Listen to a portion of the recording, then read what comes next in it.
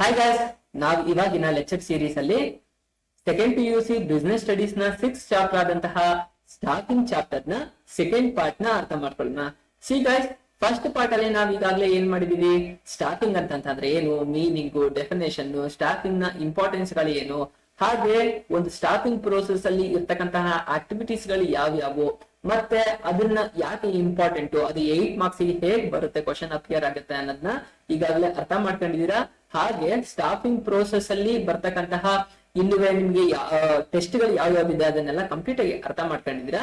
ಈಗಿನ lecture series ಅಲ್ಲಿ ನಾವ್ ಏನನ್ನ ಅರ್ಥ ಮಾಡ್ಕೊಳ್ಳೋಣ ಅಂತಂತಂದ್ರೆ ಸೆಲೆಕ್ಷನ್, ಅದ್ರ ಮುಂದುವರೆದ ಭಾಗವಾದಂತಹ ಸೆಲೆಕ್ಷನ್ ಅನ್ನ ಅರ್ಥ ಮಾಡ್ಕೊಳ್ಳೋಣ. ಸಿ ಗೈಸ್, ಆಗ್ಲೇ ನಾವು ರಿಕ್ರೂಟ್ಮೆಂಟ್ ಪ್ರೋಸೆಸ್ ಬಗ್ಗೆ ಅರ್ಥ ಮಾಡ್ಕೊಂಡಿದೀವಿ. ಅದರಲ್ಲಿ internal source of recruitment, external source of recruitment ಅನ್ನ ನಾವು ಲಾಸ್ಟ್ ಸೆಷನ್ ಅಲ್ಲಿ ಅರ್ಥ ಮಾಡ್ಕೊಂಡಿದೀವಿ. ಇಂಟರ್ನಲ್ ಸೋರ್ಸ್ ಆಫ್ ರಿಕ್ರೂಟ್ಮೆಂಟ್ ಅಲ್ಲಿ ಆಗ್ತಕ್ಕಂತಹ ಅಡ್ವಾಂಟೇಜಸ್ ಮತ್ತೆ ಲಿಮಿಟೇಷನ್ಸ್ ನೋಡಿದೀವಿ.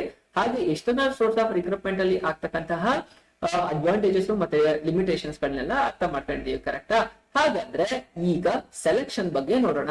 ಸಿ ಗೈಸ್, ನಿಮ್ಗೆ ಕನ್ನಡದಲ್ಲಿ ಒಂದು ಕ್ಲಾರಿಫಿಕೇಶನ್ ಕೊಟ್ಬಿಡ್ತೀನಿ, ಸೊ ನಿಮ್ಗೆ ಅರ್ಥ ಆಗ್ತಾ ಹೋಗುತ್ತೆ.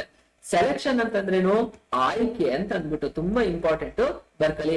ಹಾಗಾದ್ರೆ ರಿಕ್ರೂಟ್ಮೆಂಟ್ ಅಂತಂದ್ರೆ ಏನು? ರಿಕ್ರೂಟ್ಮೆಂಟ್ ಅಂತಂದ್ರೆ ನೇಮಕಾತಿ ಅಂತ. ಎಲ್ಲಾ ಡಿಪಾರ್ಟ್ಮೆಂಟ್ ಅಲ್ಲೂ ನೇಮಕಾತಿಯನ್ನ ಮಾಡ್ಕೊಳ್ತಾರೆ. ಅಪ್ಲಿಕೇಶನ್ ನ ಜನ ಹಾಕ್ತಾರೆ ಅಥವಾ ಕ್ಯಾಂಡಿಡೇಟ್ಸ್ ಗಳು ಹಾಕ್ತಾರೆ. ನೇಮಕಾತಿಯಲ್ಲಿ ಅಪ್ಲಿಕೇಶನ್ ಹಾಕ್ದವರೆಲ್ಲ ಸೆಲೆಕ್ಟ್ ಆಗ್ತಾರ? ಖಂಡಿತ ಇಲ್ಲ. ನೇಮಕಾತಿನ ಕಾಲ್ ಮಾಡುತ್ತೆ ಯಾವ್ದೋ ಒಂದು ಡಿಪಾರ್ಟ್ಮೆಂಟ್. ಆ ನೇಮಕಾತಿ ಕಾಲ್ ಮಾಡಿದ್ಮೇಲೆ ಅವ್ರದ್ದು ಟೆಸ್ಟ್, ಎಕ್ಸಾಮ್ಸ್, ಕ್ವಾಲಿಫಿಕೇಶನ್ ಹೇಗಿದೆ ಅದನ್ನೆಲ್ಲ ಕಂಪ್ಲೀಟ್ ಆದ್ಮೇಲೆ ತಾನೇ ಫೈನಲ್ ಆಗಿ ಆಯ್ಕೆ ಆಗೋದು. ಸೊ ಹಾಗಾಗಿ ನಾವು ರಿಕ್ರೂಟ್ಮೆಂಟ್ ಬಗ್ಗೆ ಲಾಸ್ಟ್ ಕ್ಲಾಸ್ ಅಲ್ಲಿ ಕಂಪ್ಲೀಟ್ ಆಗಿ ಅರ್ಥ ಮಾಡ್ಕೊಂಡಿದ್ದೀವಿ. ಈಗ ಸೆಲೆಕ್ಷನ್, ನಥಿಂಗ್ ಬಟ್ ಆಯ್ಕೆ ಅನ್ನೋ ಕಾನ್ಸೆಪ್ಟ್ ನ ಕಂಪ್ಲೀಟ್ ಆಗಿ ಅರ್ಥ ಮಾಡ್ಕೊಳ್ಳೋಣ.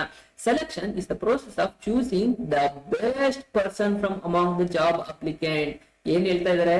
ಸೆಲೆಕ್ಷನ್ ಅಂತಂದ್ರೆ ಈಗ ರಿಕ್ರೂಟ್ಮೆಂಟ್ ಅಲ್ಲಿ ಅಪ್ಲಿಕೇಶನ್ ಗಳು ಬರ್ತಿದ್ದೋ, ಆದ್ರೆ ಸೆಲೆಕ್ಷನ್ ಅಂತಂದ್ರೆ ಈ ಬಂದಿರ್ತಕ್ಕಂತಹ ಅಪ್ಲಿಕೇಶನ್ ಗಳಲ್ಲಿ the best person among the ಏನು ಜಾಬ್ ಅಪ್ಲಿಕೆಂಟ್. ಜಾಬ್ ಅಪ್ಲಿಕೆಂಟ್ ಅಲ್ಲಿ ತುಂಬಾ ದಿ ಬೆಸ್ಟ್ ಯಾರಿದ್ದಾರೆ ಅದನ್ನ ಸೆಲೆಕ್ಟ್ ಮಾಡ್ತಕ್ಕಂತಹದ್ನೇ ಸೆಲೆಕ್ಷನ್ ಅಂತ ಕರೀತಾರೆ ಅಂತ ಹೇಳ್ತಾ ಇದಾರೆ. ಫಾರ್ ಎ ಜಾಬ್, ಒಂದು ಒಳ್ಳೆ ಕ್ಯಾಂಡಿಡೇಟ್ ನ ಬಂದಿರೋ ಅಪ್ಲಿಕೇಶನ್ ಅಲ್ಲಿ ಒಳ್ಳೆ ಕ್ಯಾಂಡಿಡೇಟ್ ಗಳನ್ನ ಚೂಸ್ ಮಾಡಿದ್ರೆ ಸೆಲೆಕ್ಷನ್ ಅಂತ ಹೇಳ್ತಾ ಇದಾರೆ. It is the process of selecting the best and eliminating the rest. ಏನ್ ಹೇಳ್ತಿದ್ರೆ, ಬಂದಿರ್ತಕ್ಕಂತಹ ಅಪ್ಲಿಕೇಶನ್ ಅಲ್ಲಿ ಬೆಸ್ಟ್ ಯಾವ್ದನ್ನ ತಗೊಂಡು ರೆಸ್ಟ್ ಅನ್ನ ಬಿಡ್ತಕ್ಕಂತಹದ್ದಾಗಿದೆ ಅಂತ ಅಂದ್ಬಿಟ್ಟು ಹೇಳ್ತಾ ಇದೆ. ಇನ್ನುವೆ ಅಕಾರ್ಡಿಂಗ್ ಟು ಡಲೆ ಯೋಡರ್ ಅಂತಂತ ಅನ್ನೋರು ಒಬ್ರು ರೈಟರ್ ಹೇಳ್ತಾರೆ ಏನಂತಂದ್ರೆ, selection is the process of choosing from among the candidate from within the organisation or from the outside the most suitable person for the current position or for the future position. ಏನ್ ಹೇಳ್ತಾ ಇದಾರೆ?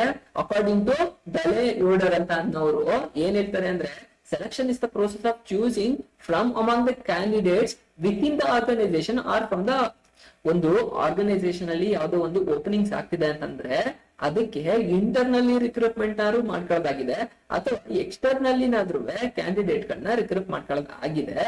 ಹಾಗೇನೆ ಈ ಮುಂದುವರೆದು ಹೇಳ್ತಾರೆ, the most suitable person for the current position ಅಥವಾ for the future position ಅಂತ. ಈಗ ಏನು ಆ ಪೊಸಿಷನ್ ಈಗ ಕರೆಂಟ್ಲಿ ಓಪನ್ ಆಗಿತ್ತು ಅಂತಂದ್ರೆ ಆ ಪೋಸ್ಟ್ ಗೆ ರೈಟ್ ಪರ್ಸನ್ ನ ಇಂಟರ್ನಲ್ಲಿ ಆಗ್ಲಿ ಅಥವಾ ಎಕ್ಸ್ಟರ್ನಲ್ಲಿ ಆಗ್ಲಿ ತಗೊಳ್ತಕ್ಕಂತಹದ್ದಾಗಿರುತ್ತೆ. ಅಥವಾ ಫ್ಯೂಚರ್ ಗೆ ಬೇಕಾದಂತಹ ಏನು ನಮ್ಗೆ ಒಂದು ಪೋಸ್ಟ್ ಓಪನ್ ಆಗುತ್ತೆ, ಆ ಪೋಸ್ಟ್ ಗೆ ಬೇಕಾದಂತಹ ಎಂಪ್ಲಾಯ್ಮೆಂಟ್ ಗಳನ್ನ ರಿಕ್ರೂಟ್ಮೆಂಟ್ ಪ್ರೋಸೆಸ್ ಸೆಲೆಕ್ಟ್ ಮಾಡ್ತಕ್ಕಂತಹದ್ದು ಆಗಿರುತ್ತೆ ಅಂತ ಅಂದ್ಬಿಟ್ಟು ಹೇಳ್ತಾ ಇದ್ದಾರೆ.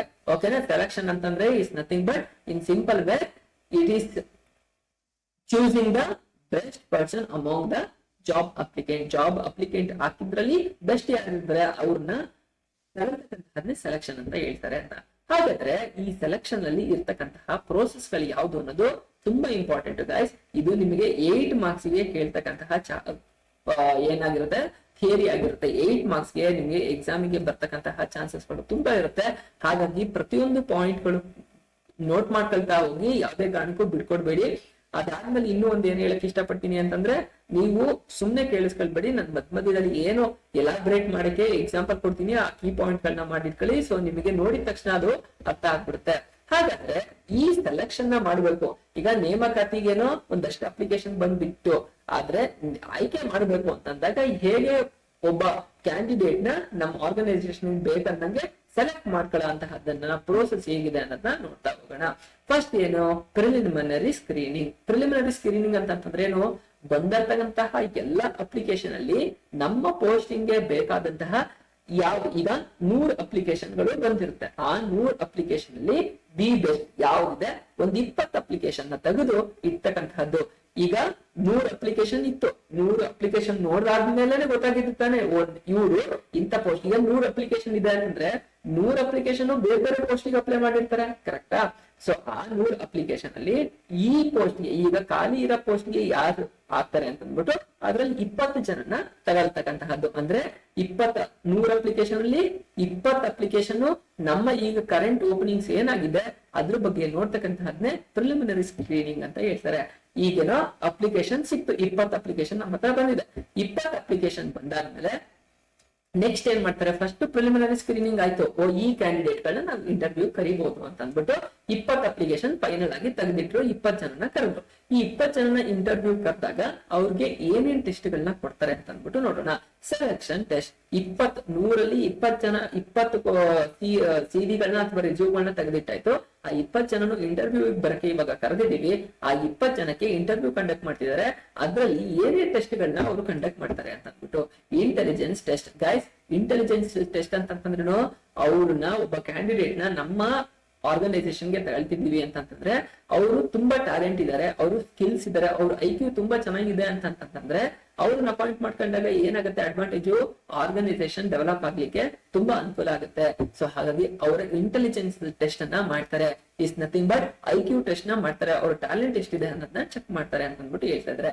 ಆಪ್ಟಿಟ್ಯೂಡ್ ಟೆಸ್ಟ್ ನೆಕ್ಸ್ಟ್ ಟೆಸ್ಟ್ ಏನು ಆಪ್ಟಿಟ್ಯೂಡ್ ಟೆಸ್ಟ್ ಅಂತಂದ್ರೆ, ಈಗ ಯಾವ್ದೋ ಒಂದು ಸಾಫ್ಟ್ವೇರ್ ಡೆವಲಪ್ಮೆಂಟ್ ಮಾಡ್ತಕ್ಕಂತಹ ಒಂದು ಏನಾಗಿರ್ಬೋದು ಸೆಕ್ಟರ್ ಆಗಿತ್ತು ಅಂತಂದ್ರೆ ಆ ಸೆಕ್ಟರ್ಗೆ ಅವರು ಕೋಡಿಂಗ್ಸ್ ನೆಲ್ಲ ಬರಿಬೇಕಾಗತ್ತೆ. ಆ ಕೋಡಿಂಗ್ಸ್ ಬರಿಬೇಕು ಅಂತಂತಂದ್ರೆ ಅವ್ರಿಗೆ ನಾಲೆಡ್ಜ್ ಇರ್ಬೇಕು, ಕರೆಕ್ಟಾ? ಆಮೇಲೆ ಇಲ್ಲ ಅಂತಂತಂದ್ರೆ ಈಗ ಬ್ಯಾಂಕಿಂಗ್ ಸೆಕ್ಟರ್ ಅಲ್ಲಿ ವರ್ಕ್ ಮಾಡ್ಬೇಕು ಅಂತಂತಂದ್ರೆ ಅವ್ರಿಗೆ ಕ್ಯಾಲ್ಕುಲೇಷನ್ ತುಂಬಾ ಚೆನ್ನಾಗಿ ಬರ್ಬೇಕಾಗತ್ತೆ. ಹಾಗೇನೆ ಅವ್ರಿಗೆ ಅಕೌಂಟಿಂಗ್ ನಾಲೆಡ್ಜ್ ನ ಇರ್ಬೇಕಾಗುತ್ತೆ. ಸೊ ಈ ತರದ್ದು ಅವ್ರಿಗೆ ಆಪ್ಟಿಟ್ಯೂಡ್ ಟೆಸ್ಟ್ ಅನ್ನ ಕಂಡಕ್ಟ್ ಮಾಡಿ ಅವ್ರ ನಾಲೆಡ್ಜ್ ಪರ್ಟಿಕ್ಯುಲರ್ ಏರಿಯಾದಲ್ಲಿ ಎಷ್ಟಿದೆ ಅಂತ ಅಂದ್ಬಿಟ್ಟು ಮಾಡ್ಬೇಕಾಗತ್ತೆ. ಅದನ್ನ ಆಪ್ಟಿಟ್ಯೂಡ್ ಟೆಸ್ಟ್ ಅಂತ ಕರೀತಾರೆ. ನೆಕ್ಸ್ಟ್ ಏನು ಪರ್ಸನಾಲಿಟಿ ಟೆಸ್ಟ್. ಒಂದು ಆರ್ಗನೈಸೇಷನ್ ಅಲ್ಲಿ ಅವ್ರನ್ನ ಒಂದು ಮ್ಯಾನೇಜರ್ ಒಂದು ಪೋಸ್ಟ್ ತಗೊಳ್ತಾರೆ ಅಂತಂದ್ರೆ ಅವರು ಬಹಳಷ್ಟು ಜನದ ಜೊತೆ ಅವರು ಡೀಲ್ ಮಾಡ್ಬೇಕಾಗತ್ತೆ. ಈಗ ಬ್ಯಾಂಕ್ ಅಲ್ಲಿ ಅಂತಂದ್ರೆ ಅನ್ಕೊಳ್ಳಿ, ಬ್ಯಾಂಕ್ ಅಲ್ಲಿ ಅವರು ಯಾರ್ಯಾರ ಜೊತೆ ಮಾಡ್ತಾರೆ, ಬ್ಯಾಂಕ್ ಎಂಪ್ಲಾಯಿಗಳ ಜೊತೆ ಅವ್ರು ಡೀಲ್ ಮಾಡ್ಬೇಕಾಗತ್ತೆ. ಹಾಗೇನೆ ವರ್ಗಿಂದ ಬರ್ತಕ್ಕಂತಹ ಕಸ್ಟಮರ್ ಗಳ ಜೊತೆ ಡೀಲ್ ಮಾಡ್ಬೇಕಾಗತ್ತೆ. ಮ್ಯಾನೇಜರ್ ಏನಾದ್ರು ಕೇಳಿದ್ರು ಅಂತಂದ್ರೆ ಅವರಿಗೆ ಆನ್ಸರಬಲ್ ಆಗಿರ್ತಾರೆ. ಸೊ ಈ ತರ ಬೇರೆ ಬೇರೆ ರೆಸ್ಪಾನ್ಸಿಬಲ್ ಆಗಿರ್ತಾರೆ. ಸೊ ಅಂತ ಟೈಮ್ ಅಲ್ಲಿ ಅವ್ರ ಪೇಷನ್ಸ್ ಲೆವೆಲ್, ಅವರು ಹೇಗೆ ರಿಯಾಕ್ಟ್ ಮಾಡ್ತಾರೆ, ಅವರು ಫಿಸಿಕಲಿ ಮೆಂಟಲಿ ಹೇಗೆ ಎಷ್ಟು ಚೆನ್ನಾಗಿದ್ದಾರೆ ಅಂತ ಅಂದ್ಬಿಟ್ಟು ಟೆಸ್ಟ್ ಮಾಡಿ ನೋಡ್ತಕ್ಕಂಥ ಪರ್ಸನಾಲಿಟಿ ಟೆಸ್ಟ್ ಅಂತ ಹೇಳ್ತಾರೆ ಅಂತ ಹೇಳ್ತಾ ಇದ್ರೆ. ಹಾಗಾದ್ರೆ ಟ್ರೇಡ್ ಟೆಸ್ಟ್ ಏನು? ಟ್ರೇಡ್ ಟೆಸ್ಟ್ ಅಂತಂದ್ರೆ ನಮ್ಮ ಆರ್ಗನೈಸೇಷನ್ ಅಲ್ಲಿ ಇರ್ತಕ್ಕಂತಹ ಸಿಚುವೇಶನ್ಗೆ ತಕ್ಕನಾಗಿ ಅವರು ಏನ ಕರೆಕ್ಟ್ ಆಗಿ ಕೆಲಸಗಳನ್ನ ಮಾಡ್ಕೊಂಡು ಹೋಗ್ತಾರ ಅಂತ ಟೆಸ್ಟ್ ಮಾಡೋದನ್ನೇ ಟ್ರೇಡ್ ಟೆಸ್ಟ್. ನಮ್ ಇಂಡಸ್ಟ್ರಿಗೆ ಬೇಕಾದಂತಹ ಸ್ಕಿಲ್ಸ್ ಗಳು ಅವ್ರಿಗೆ ಇದೆಯಾ ಎಲ್ಲವನ್ನ ಚೆಕ್ ಮಾಡಿ ಸೆಲೆಕ್ಟ್ ಮಾಡ್ಕೊಳ್ತಕ್ಕಂತಹ ಟೆಸ್ಟ್ ಆಗಿರುತ್ತೆ. ಅದನ್ನ ಟ್ರೇಡ್ ಟೆಸ್ಟ್ ಅಂತ ಹೇಳ್ತಾರೆ. ಹಾಗೆ ಫೈನಲ್ ಆಗಿ ಇಂಟ್ರೆಸ್ಟ್ ಟೆಸ್ಟ್. ಏನು ಇಂಟ್ರೆಸ್ಟ್ ಟೆಸ್ಟ್ ಅಂತಂದ್ರೆ, ಈ 20 ಜನ ಏನೋ ಇಂಟರ್ವ್ಯೂಗೆ ಕರೆದಿದ್ದೀವಿ. ಆ 20 ಜನದಲ್ಲಿ ಕೆಲವರಿಗೆ ಇಂಟ್ರೆಸ್ಟ್ ಇರುತ್ತೆ ನಿಜವಾಗ್ಲೂ, ಇನ್ನು ಕೆಲವರಿಗೆ ಇಂಟ್ರೆಸ್ಟ್ ಇರಂಗಿಲ್ಲ. ಸೊ ಯಾರು ಇಂಟ್ರೆಸ್ಟ್ ಇರುತ್ತೆ ಅವ್ರು ಮಾತ್ರ ಸೆಲೆಕ್ಟ್ ಮಾಡ್ತಕ್ಕಂತಹದ್ದಾಗಿರುತ್ತೆ. ಸೊ ಇಂಟ್ರೆಸ್ಟ್ ಟೆಸ್ಟ್ ಕೂಡ ಚೆಕ್ ಮಾಡ್ಲಾಗುತ್ತೆ ಅಂತ ಅಂದ್ಬಿಟ್ಟು ಹೇಳ್ತಿದ್ದಾರೆ. ಹಾಗಾದ್ರೆ ಗೈಸ್ ಇಲ್ಲಿ ನೋಡಿ, ಇಲ್ಲಿ ನಾವು ಪ್ರೋಸೆಸ್ ಆಫ್ ಸೆಲೆಕ್ಟಿಂಗ್ ಅಲ್ಲಿ 2 ಮಾತ್ರನೇ ಈಗ ಅರ್ಥ ಮಾಡ್ಕೊಂಡಿದೀವಿ. ನೆಕ್ಸ್ಟ್ ಬ್ಯಾಲೆನ್ಸ್ ಯಾವ್ದಿದೆ ನೆಕ್ಸ್ಟ್ ಸ್ಲೈಡ್ ಅಲ್ಲಿ ಅರ್ಥ ಮಾಡ್ಕೊಳ್ಳೋಣ. ಸೆಲೆಕ್ಷನ್ ಅಂಡರ್ ಅಲ್ಲಿ ಬರ್ತಕ್ಕಂತಹದ್ದು ಈ 5 ಆಗಿದೆ. Intelligence test, aptitude test, personality test, trade test ಮತ್ತೆ ಇಂಟ್ರೆಸ್ಟ್ ಟೆಸ್ಟ್. ಓಕೆನಾ? ಹಾಗಾದ್ರೆ 3ನೇದು ಯಾವ್ದು? Employment interview. ಈ ಸೆಲೆಕ್ಟ್ ಯಾವ್ದು 20 ಅಪ್ಲಿಕೇಶನ್ ಗಳನ್ನ ಯಾರಿದಾರಲ್ಲ ಅವ್ರನ್ನ ಎಂಪ್ಲಾಯ್ಮೆಂಟ್ ಇಂಟರ್ವ್ಯೂಗೆ ಕರೆಸಬೇಕಾಗುತ್ತೆ. ಎಂಪ್ಲಾಯ್ಮೆಂಟ್ ಟೆಸ್ಟ್ಗೆ ಯಾವ ತರ ಕರೆಸ್ತಾರೆ, ಅಲ್ಲಿ ಯಾವ್ದ್ರಲ್ಲಿ ಲಾಸ್ಟ್ ಸೈಡ್ ಅಲ್ಲಿ ಏನಂತಂದ್ರೆ ಅವರು ಆಪ್ಟಿಟ್ಯೂಡ್ ಟೆಸ್ಟ್ ಕೊಡ್ತಾರೆ ಅಂತ ಆಯ್ತು. ಅವ್ರನ್ನ ಕರೆಸ್ಬಿಟ್ಟು ಆಫೀಸ್ಗೆ ಏನ್ ಮಾಡಿರ್ತಾರೆ, ಟೆಸ್ಟ್ ನ ಕಂಡಕ್ಟ್ ಮಾಡಿರ್ತಾರೆ. ಇವರು HR ಡಿಪಾರ್ಟ್ಮೆಂಟ್ ಅವರೇ ಕಂಡಕ್ಟ್ ಮಾಡಿರ್ತಾರೆ. ಸೊ HR ಡಿಪಾರ್ಟ್ಮೆಂಟ್ ಕಂಡಕ್ಟ್ ಮಾಡೋದು ಫೈನಲ್ ಆಗಿರಲ್ಲ. ಅವ್ರು ಏನ್ ಮಾಡ್ಬೇಕಾಗುತ್ತೆ, ಪರ್ಟಿಕ್ಯುಲರ್ ಡಿಪಾರ್ಟ್ಮೆಂಟ್ ಅಲ್ಲಿ ಹೆಡ್ ಯಾರಿರ್ತಾರೆ ಅವ್ರ ಜೊತೆ ಮುಖಾಮುಖಿ ಇಂಟರ್ವ್ಯೂಗೆ ಇಡ್ತಾರೆ. ಅವಾಗ ಏನಾಗುತ್ತೆ, ಅವನ ನಾಲೆಡ್ಜ್ಗೆ ಸಂಬಂಧಪಟ್ಟಂಗೆ ಆ ಡಿಪಾರ್ಟ್ಮೆಂಟ್ ಅಲ್ಲಿ ಇರ್ತಕ್ಕಂತಹ ಹೆಡ್ಗಳು ಏನ್ ಮಾಡ್ತಾರೆ, ಕ್ವಶನ್ ಗಳನ್ನ ಕೇಳ್ತಾರೆ, ಇಂಟರ್ವ್ಯೂಗಳನ್ನ ಕಂಡಕ್ಟ್ ಮಾಡ್ತಾರೆ. ಅಂದ್ರೆ ಫೇಸ್ ಟು ಫೇಸ್ ಇಂಟರ್ವ್ಯೂನ ಕಂಡಕ್ಟ್ ಮಾಡ್ತಾರೆ. ಈಗ ಆನ್ಲೈನ್ ಅಲ್ಲೂ ಮಾಡ್ತಾರೆ, ಮುಂಚೆ ಎಲ್ಲ ಕಂಪಲ್ಸರಿ ಆಫ್ಲೈನ್ ಅಲ್ಲೇ, ಅಂತಂದ್ರೆ ಆಫೀಸ್ ಹೋಗಿ ಅಟೆಂಡ್ ಮಾಡ್ಬೇಕಾಗಿತ್ತು. ಇವತ್ತು ಟೆಕ್ನಾಲಜಿ ಇಂಪ್ರೂವ್ ಆಗಿರೋದ್ರಿಂದ ಆಫೀಸ್ ಹೋಗಿ ಇಂಟರ್ವ್ಯೂ ಅಟೆಂಡ್ ಮಾಡ್ಬೇಕು ಅನ್ನೋ ನೆಸೆಸಿಟಿ ಇರಲ್ಲ. ಹಾಗೆ ಅವ್ರು ಬೇಕು ಅಂತಂದ್ರೆ ಆನ್ಲೈನ್ ಅಲ್ಲೇ ಬೇಕಾದ್ರೆ ಎಂಪ್ಲಾಯ್ಮೆಂಟ್ ಇಂಟರ್ವ್ಯೂನ ಅಟೆಂಡ್ ಮಾಡಬಹುದಾಗಿದೆ. ಓಕೆನಾ, ಮೂರನೇ ಟಾಪಿಕ್ ನಿಮ್ಗೆ ಕವರ್ ಅರ್ಥ ಆಯ್ತು.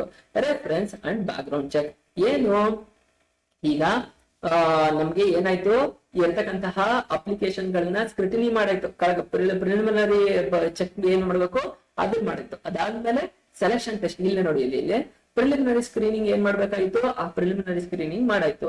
ಅದಾದ್ಮೇಲೆ ಅವನಿಗೆ ಸೆಲೆಕ್ಷನ್ ಟೆಸ್ಟ್ ನ ಕೊಟ್ರು. ಸೆಲೆಕ್ಷನ್ ಟೆಸ್ಟ್ ಕೊಟ್ಟಾದ್ಮೇಲೆ ಆ ಡಿಪಾರ್ಟ್ಮೆಂಟ್ ನ ಹೆಡ್ ಯಾರಿದ್ದಾರೆ ಅಥವಾ ಮ್ಯಾನೇಜರ್ ಇರ್ತಾರೆ ಅವ್ರ ಜೊತೆ ಏನ ಕಂಡಕ್ಟ್ ಮಾಡಿದ್ರು, ಇಂಟರ್ವ್ಯೂನ ಕಂಡಕ್ಟ್ ಮಾಡಿದ್ರು, ಎಂಪ್ಲಾಯ್ಮೆಂಟ್ ಇಂಟರ್ವ್ಯೂನ ಕಂಡಕ್ಟ್ ಮಾಡಿದ್ರು.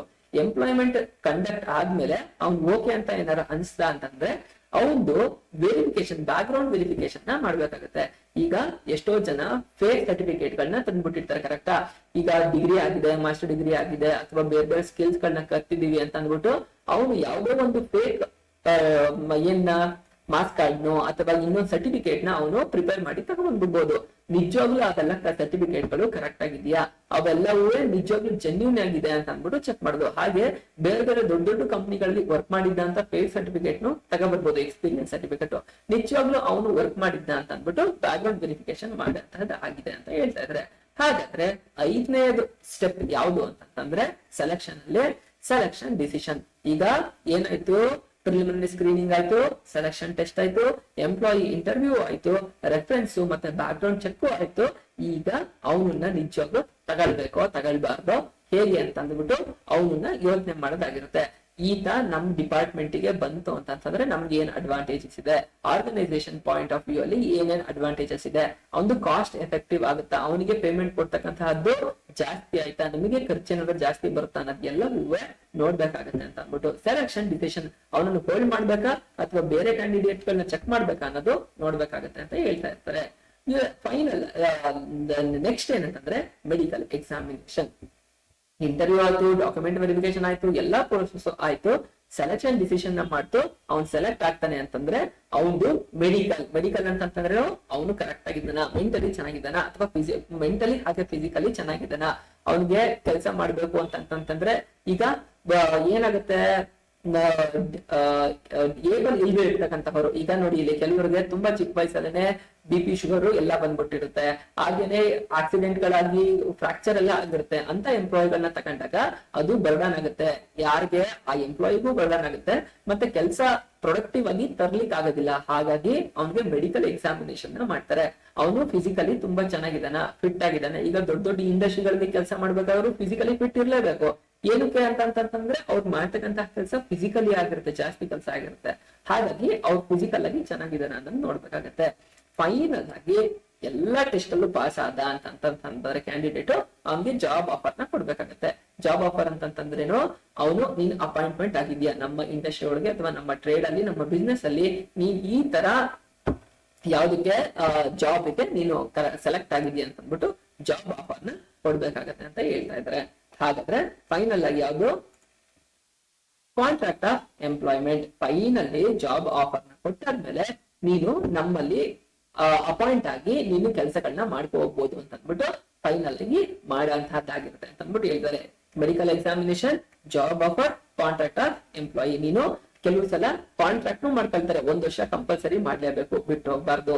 ಸೊ ಈ ತರ ಟರ್ಮ್ಸ್ ಅಂಡ್ ಕಂಡೀಷನ್ಸ್ ಇರುತ್ತೆ, ಅವನ್ನೆಲ್ಲಾನು ಅಕ್ಸೆಪ್ಟ್ ಮಾಡ್ಕೊಂಡು ಅವನಿಗೆ ಫೇವರಿಸಮ್ ಆಯ್ತು ಅಂತಂದ್ರೆ, ಅವನಿಗೆ ಓಕೆ ಅಂತ ಅನಿಸ್ತು ಅಂತಂದ್ರೆ ಅವ್ನು ಒಪ್ಕೊಂಡು ಕೆಲಸಗಳನ್ನ ಮಾಡ್ಬೋದಾಗಿದೆ ಅಂತ ಹೇಳ್ತಿದ್ರೆ. ಸೊ ಗೈಸ್, ಇದಾಗಿತ್ತು ನಿಮ್ಮ process of selection. Process of selection ಅಲ್ಲಿ 8 ಸ್ಟೆಪ್ಸ್ ಬರುತ್ತೆ.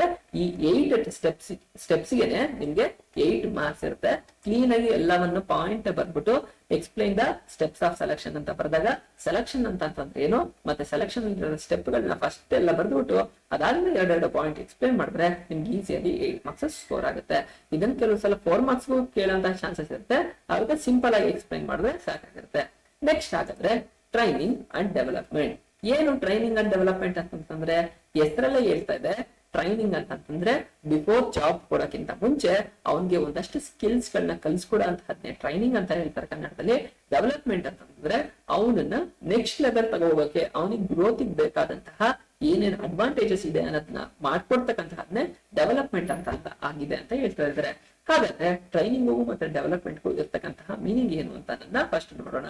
Training is the process by which aptitude, skills and abilities of the employee to perform specific jobs are increased. ಏನು ಒಬ್ಬ ಕ್ಯಾಂಡಿಡೇಟ್ ಅವನು ಸೆಲೆಕ್ಟ್ ಆಗಿರ್ತಾನೆ, ಒಂದು ಇಂಡಸ್ಟ್ರಿಗೆ ಸೆಲೆಕ್ಟ್ ಆಗಿರ್ತಾನೆ. ಅವನು ಇಂಡಸ್ಟ್ರಿಗೆ ಸೆಲೆಕ್ಟ್ ಆದ್ಮೇಲೆ ಇಂಡಸ್ಟ್ರಿಯಲ್ಲಿ ಅವನಿಗೆ ಟ್ರೈನಿಂಗ್ ನ ಕೊಡ್ತಾರೆ.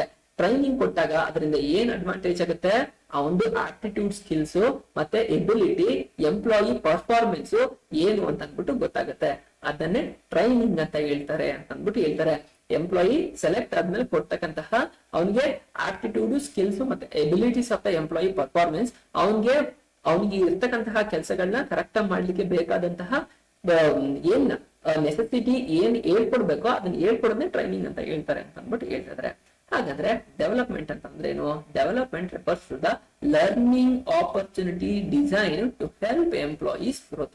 ಏನ್ ಹೇಳ್ತಿದ್ರೆ, ಒಬ್ಬ ಎಂಪ್ಲಾಯಿ ನೆಕ್ಸ್ಟ್ ಲೆವೆಲ್ ಹೋಗ್ಬೇಕು, ಅವ್ನು ಗ್ರೋತ್ ಆಗ್ಬೇಕು, ಬೆಳಿಬೇಕು, ಅಥವಾ ಅವನು ಏನಾಗ್ಬೇಕು, ಪ್ರಮೋಷನ್ ಆಗ್ಬೇಕು ಅಂತಂದ್ರೆ ಏನೇನು ಅವನ್ಗೆ ಅಡ್ವಾಂಟೇಜಸ್ ಇದೆ, ಅವ್ನ ಕೆರಿಯರ್ ಗ್ರೋತ್ ಅಲ್ಲಿ ಏನೆಲ್ಲ ಫ್ಯೂಚರ್ ಇದೆ ಅಂತ ಮಾಡ್ತಕ್ಕಂತಹದ್ನೇ ಡೆವಲಪ್ಮೆಂಟ್ ಅಂತ ಹೇಳ್ತಾರೆ.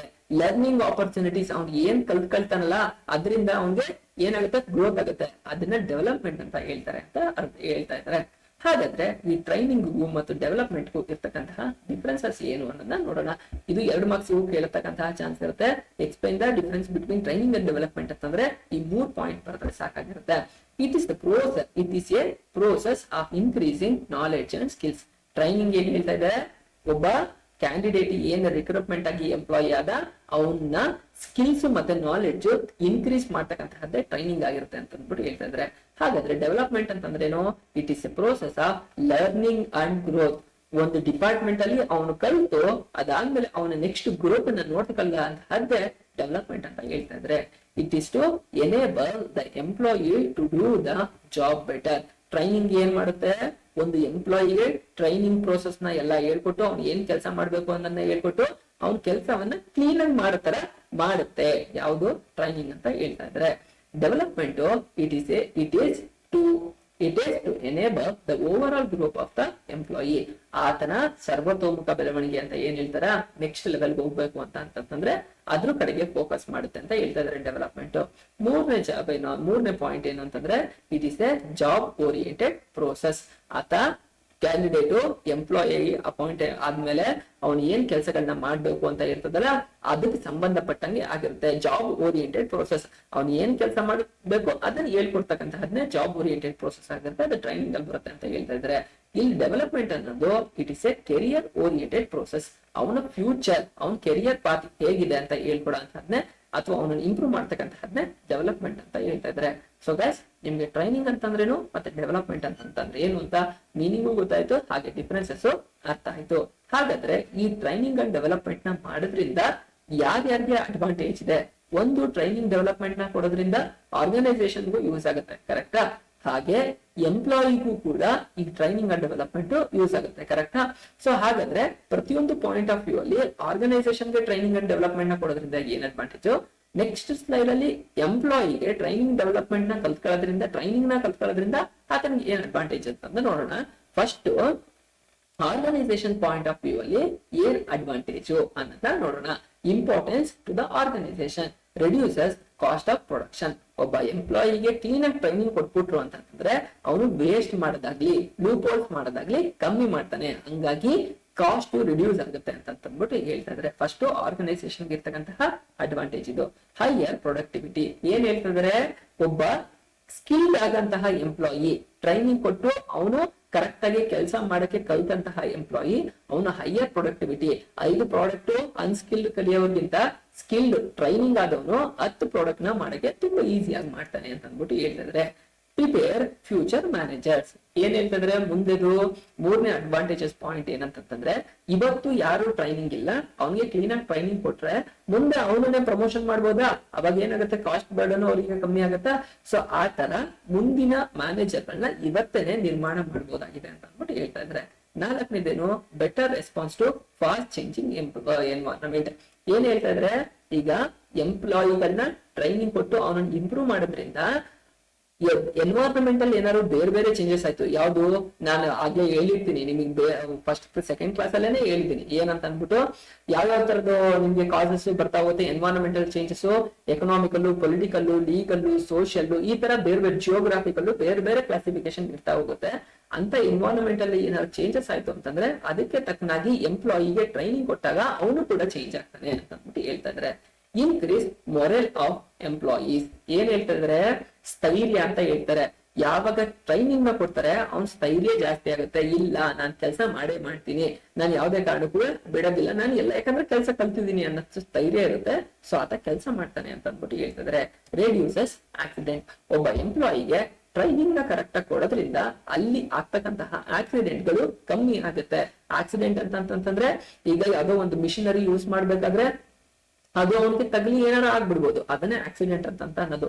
ಅಥವಾ ವೆಯ್ಟ್ ಇರತಕ್ಕಂತಹ ಯಾವುದೋ ಒಂದು ಪ್ರಾಡಕ್ಟ್ ಅವನ ಮೇಲೆ ಬಿದ್ದ್ಬಿಡ್ಬೋದು. ಸೊ ಇವನಿಗೆ ಕರೆಕ್ಟ್ ಆಗಿ ಟ್ರೈನಿಂಗ್ ಇತ್ತು ಅಂತಂದ್ರೆ ಆ ತರದ ಇನ್ಸಿಡೆಂಟ್ ಗಳಿಗೆ ಏನ್ ನಡೀತಿತ್ತು ಅದರಿಂದ ಅವನು ಎಸ್ಕೇಪ್ ಆಗಂತಹ ಚಾನ್ಸಸ್ ಗಳು ಜಾಸ್ತಿ ಇರುತ್ತೆ. ಇದರಿಂದ ಆಕ್ಸಿಡೆಂಟ್ ಕಡಿಮೆ ಆಗುತ್ತೆ ಅಂತ ಅಂದ್ಬಿಟ್ಟು ಹೇಳ್ತಿದ್ದಾರೆ. ಆಕ್ಸಿಡೆಂಟ್ ಆಗ್ಬಿಟ್ಟಿದ್ರೆ ಏನಾಯ್ತಿತ್ತು, ಈಗಿನ ಆರ್ಗನೈಸೇಷನ್ಗೆ ಅವ್ನ್ ಮೆಡಿಕಲ್ ಫೀಸ್ ಗಳನ್ನ ಕೊಡ್ಬೇಕು, ಅದಾದ್ಮೇಲೆ ಅವ್ನ್ ನೆಕ್ಸ್ಟ್ ಫ್ಯೂಚರ್ಗೆ ಏನೇನ್ ಮಾಡ್ಬೇಕು ಎಲ್ಲಾನು ಖರ್ಚು ಜಾಸ್ತಿ ಆಗ್ತಿತ್ತು ಆರ್ಗನೈಸೇಷನ್ ಅಲ್ಲಿ. ಬಟ್ ಒಂದ್ ಟ್ರೈನಿಂಗ್ ನ ಕೊಟ್ಬಿಟ್ರೆ ಆ ಆಕ್ಸಿಡೆಂಟ್ ಗಳೆಲ್ಲ ಕಮ್ಮಿ ಆಗುತ್ತೆ, ಆರ್ಗನೈಸೇಷನ್ಗೂ ಅದರಿಂದ ಯೂಸ್ ಆಗುತ್ತೆ ಅಂತ ಅಂದ್ಬಿಟ್ಟು ಹೇಳ್ತಾ ಇದ್ದಾರೆ. ಸೊ ಇದು ಆರ್ಗನೈಸೇಷನ್ ಪಾಯಿಂಟ್ ಆಫ್ ವ್ಯೂ ಅಲ್ಲಿ ಟ್ರೈನಿಂಗ್ ಅಂಡ್ ಡೆವಲಪ್ಮೆಂಟ್ ನ ಕೊಡೋದ್ರಿಂದ ಒಬ್ಬ ಎಂಪ್ಲಾಯಿಗೆ ಏನ್ ಅಡ್ವಾಂಟೇಜಸ್ ಆಗುತ್ತೆ ಆರ್ಗನೈಸೇಷನ್ಗೆ ಅನ್ನೋದನ್ನ ಅರ್ಥ ಮಾಡ್ಕೊಂಡಿದೀವಿ. ಹಾಗಾದ್ರೆ ಈಗಿನ ಸ್ಲೈಡ್ ಅಲ್ಲಿ ಒಂದ್ ಟ್ರೈನಿಂಗ್ ಮತ್ತೆ ಡೆವಲಪ್ಮೆಂಟ್ ನ ಕಲಿಯೋದ್ರಿಂದ ಒಬ್ಬ ಎಂಪ್ಲಾಯಿಗೆ ಏನ್ ಅಡ್ವಾಂಟೇಜಸ್ ಆಗುತ್ತೆ, ಒಬ್ಬ ಎಂಪ್ಲಾಯಿ ಟ್ರೈನಿಂಗ್ ಕಲ್ತಾರೆ ಆತನಿಗೆ ಏನೇನ್ ಅಡ್ವಾಂಟೇಜ್ ಅಂತ ಅಂದ್ಬಿಟ್ಟು ನೋಡೋಣ. Career growth. ಟ್ರೈನಿಂಗ್ ಕಲ್ತಾ ಅಂತಂದ್ರೆ 1 ವರ್ಷ ಆಗೋದ್ರೊಳಗೆ ಈಗ 3 months ಪ್ರೊಬೇಷನರಿ ಪೀರಿಯಡ್ ಇರುತ್ತೆ ಅಂತ ಅನ್ಕೊಳ್ಳಿ. ಪ್ರೊಬೇಷನರಿ ಪೀರಿಯಡ್ ಅಂತಂದ್ರೆ ಅವ್ರಿಗೆ ಕೆಲಸ ಕನ್ಫರ್ಮ್ ಆಗೋಕ್ಕಿಂತ ಮುಂಚೆ 3 ತಿಂಗಳು ಟ್ರೈನಿಂಗ್ ನ ಕೊಟ್ಟಿರ್ತಾರೆ, ಅದನ್ನ ಪ್ರೊಬೇಷನರಿ ಪೀರಿಯಡ್ ಅಂತ ಅಂತಾರೆ. ಪ್ರೊಬೇಷನರಿ ಪೀರಿಯಡ್ ಅಲ್ಲಿ ಅವ್ನು ಕರೆಕ್ಟ್ ಆಗಿ ಟ್ರೈನಿಂಗ್ ನ ಕಲ್ತಾ ಅಂತಂದ್ರೆ ಅವ್ನು ನೆಕ್ಸ್ಟ್ ಕರಿಯರ್ ಅಲ್ಲಿ ಕೆಲಸಗಳನ್ನ ಮಾಡ್ಕೊ ಹೋಗಕ್ಕೆ ಅನುಕೂಲ ಆಗುತ್ತೆ. ಕೆರಿಯರ್ ಗ್ರೋತ್ ಅವನಿಗೆ ತುಂಬಾ ಚೆನ್ನಾಗಿರುತ್ತೆ. 5 ವರ್ಷನೋ 10 ವರ್ಷನೋ ಈ ಆರ್ಗನೈಸೇಷನ್ ವರ್ಕ್ ಮಾಡಿ ಇನ್ನೂ ಬೇಕು ಅಂತಂದ್ರೆ ಅವ್ನು ಬೇರೆ ಕಡೆಗೆ ಜಂಪ್ ಆಗ್ಬೋದು, ಅದರಿಂದ ಒಂದು ಸ್ಯಾಲರಿ ಪೊಸಿಷನ್ ಎಲ್ಲಾದ್ರೂ ಹೈಕ್ ಆಗ್ಬೋದು ಅಂತ ಅಂದ್ಬಿಟ್ಟು ಹೇಳ್ತಾ ಇದ್ದಾರೆ. Next increased earning. ಏನ್ ಇನ್ಕ್ರೀಸ್ಡ್ ಅರ್ನಿಂಗ್ ಅಂತಂದ್ರೆ ಯಾವಾಗ ಎಂಪ್ಲಾಯಿ ಟ್ರೈನಿಂಗ್ ತಗೊಂಡು ಸ್ಕಿಲ್ಫುಲ್ ಆಗ್ತಾನೆ ಆಗ ಅವನ ಗ್ರೋತ್ ಮತ್ತೆ ಅರ್ನಿಂಗ್ಸ್ ತುಂಬಾ ಚೆನ್ನಾಗಿ ಆಗುತ್ತೆ ಅಂತ ಅಂದ್ಬಿಟ್ಟು ಹೇಳ್ತಾ ಇದ್ದಾರೆ. Safety of employee. ಟ್ರೈನಿಂಗ್ ತಗೊಂಡಂತಹ ಎಂಪ್ಲಾಯಿ ಆಕ್ಸಿಡೆಂಟ್ ಗಳನ್ನ ಮಾಡ್ಕೊಳ್ತಕ್ಕಂತಹ ಚಾನ್ಸಸ್ ಗಳು ಇಂಡಸ್ಟ್ರಿ ಒಳಗೆ ತುಂಬಾ ಕಮ್ಮಿ ಇರುತ್ತೆ. ಯಾಕಂತಂದ್ರೆ ಯಾವ ಮಿಷಿನರಿಗಳು ಎಲ್ಲಿ ರನ್ ಆಗ್ತಾ ಇದೆ, ನಾನ್ ಯಾವ್ದ್ರ ಹತ್ರ ಹೋಗ್ಬಾರ್ದು, ಯಾವ ಮಿಷಿನರಿ ಹತ್ರ ವರ್ಕ್ ಮಾಡ್ಬೇಕಾದ್ರೆ ಯಾವ ತರ ಸೇಫ್ ಆಗಿ ವರ್ಕ್ ಮಾಡ್ಬೇಕು. ಈಗ ಯಾವ್ದೋ ಒಂದು ಹ್ಯಾಂಡ್ ಯೂಸ್ ಮಾಡಿ ಕೆಲಸಗಳನ್ನ ಮಾಡ್ತಾ ಇದ್ದಾರೆ ಅಂತಂದ್ರೆ ಅಂತ ಎಕ್ವಿಪ್ಮೆಂಟ್ ಹತ್ರ ಹೇಗೆ ನಾನು ಸೇಫ್ ಆಗಿರ್ಬೇಕು ಅನ್ನೋದನ್ನ ಅವ್ರಿಗೆ ಗೊತ್ತಿರುತ್ತೆ. ಏನ ಟ್ರೈನಿಂಗ್ ತಗೊಳ್ಳೋದ್ರಿಂದ ಸೇಫ್ಟಿ ಆಫ್ ಎಂಪ್ಲಾಯಿ, ಆತನು ಕೂಡ ಸೇಫ್ ಆಗಿರ್ಬೋದು ಅಂತ ಅಂದ್ಬಿಟ್ಟು ಹೇಳ್ತಿದ್ದೇನೆ. Higher moral. ಏನ್ ಹೇಳ್ತಾ ಇದಾರೆ ಮೊರಲ್ ಅಂತಂದ್ರೆ ಅವ್ನು ಯಾವಾಗ ಟ್ರೈನಿಂಗ್ ತಗೊಳ್ತಾನೆ ಅವನಿಗೆ ಧೈರ್ಯ ಇರುತ್ತೆ, ಆತ ಆರಾಮ್ಸೆ ಕೆಲಸಗಳನ್ನ ಮಾಡ್ಬೋದು ಅಂತ ಅಂದ್ಬಿಟ್ಟು ಹೇಳ್ತಾ ಇದಾರೆ. ಇದು ಟ್ರೈನಿಂಗ್ ನ ಎಂಪ್ಲಾಯಿಗೆ ಕೊಟ್ಟಾಗ ಇರ್ತಕ್ಕಂತಹ ಅವನಿಗೆ ಆಗ್ತಕ್ಕಂತಹ ಅಡ್ವಾಂಟೇಜಸ್ ಗಳು ಅಂತ ಅಂದ್ಬಿಟ್ಟು ಹೇಳಲಾಗ್ತದೆ. ಈಗ ನೆಕ್ಸ್ಟ್ ಏನಂತಂದ್ರೆ ಗೈಸ್, ನೀವ್ ಏನನ್ನ ಅರ್ಥ ಮಾಡ್ಕೊಂಡ್ರೆ ಟ್ರೈನಿಂಗ್ ಈಗ ಸೆಲೆಕ್ಷನ್ ಪ್ರೋಸೆಸ್ ಯಾವ ತರ ಇರುತ್ತೆ ಅಂತ ಅಂದ್ಬಿಟ್ಟು 8 ಪಾಯಿಂಟ್ ಅಲ್ಲಿ ನೀವು ಕಂಪ್ಲೀಟ್ ಆಗಿ ಅರ್ಥ ಮಾಡ್ಕೊಂಡ್ರೆ, ಹಾಗೇನೆ ಟ್ರೈನಿಂಗ್ ಅಂತಂದ್ರೆ ಟ್ರೈನಿಂಗು ಮತ್ತೆ ಡೆವಲಪ್ಮೆಂಟ್ ಗೆ ಇರ್ತಕ್ಕಂತಹ ಮೀನಿಂಗ್ ನೋಡಿದಿರಾ, ಆಮೇಲೆ ಡಿಫರೆನ್ಸಸ್ ಗಳು ಏನು ಅನ್ನೋದನ್ನ ಕಂಪ್ಲೀಟ್ ಆಗಿ ಅರ್ಥ ಮಾಡ್ಕೊಂಡಿರಾ.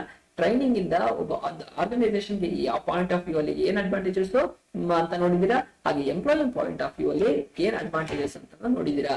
ಈಗಿನ ನಾವು ಸೆಷನ್ ಅಲ್ಲಿ ಟ್ರೈನಿಂಗ್ ಮೆಥಡ್ಸ್, ಒಬ್ಬ ಎಂಪ್ಲಾಯಿಗೆ ಟ್ರೈನಿಂಗ್ ನ ಕೊಡ್ತಾರೆ ಅಲ್ವಾ, ಯಾರೋ ಒಬ್ಬ ಹೊಸದಾಗಿ ಒಂದು ಆರ್ಗನೈಸೇಷನ್ ಜಾಯಿನ್ ಆದ ಅಂತಂದ್ರೆ ಆತನಿಗೆ ಟ್ರೈನಿಂಗ್ ನ ಕೊಡ್ತಾರೆ. ಆ ಟ್ರೈನಿಂಗ್ ಕೊಡ್ಬೇಕಾದ್ರೆ ಯಾವ ಮೆಥಡ್ ಅಲ್ಲಿ ಕೇಳ್ತಾರೆ ಅನ್ನೋದು ತುಂಬಾ ಇಂಪಾರ್ಟೆಂಟ್. ಆ ಮೆಥಡ್ ಗಳನ್ನ ನೋಡ್ತಾ ಹೋಗೋಣ ಗೈಸ್. ಇದನ್ನ ಸ್ಕ್ರೀನ್ ಶಾಟ್ ಇಟ್ಕೊಳ್ಳಿ, ತುಂಬಾ ಇಂಪಾರ್ಟೆಂಟ್ ಆಗಿರುತ್ತೆ.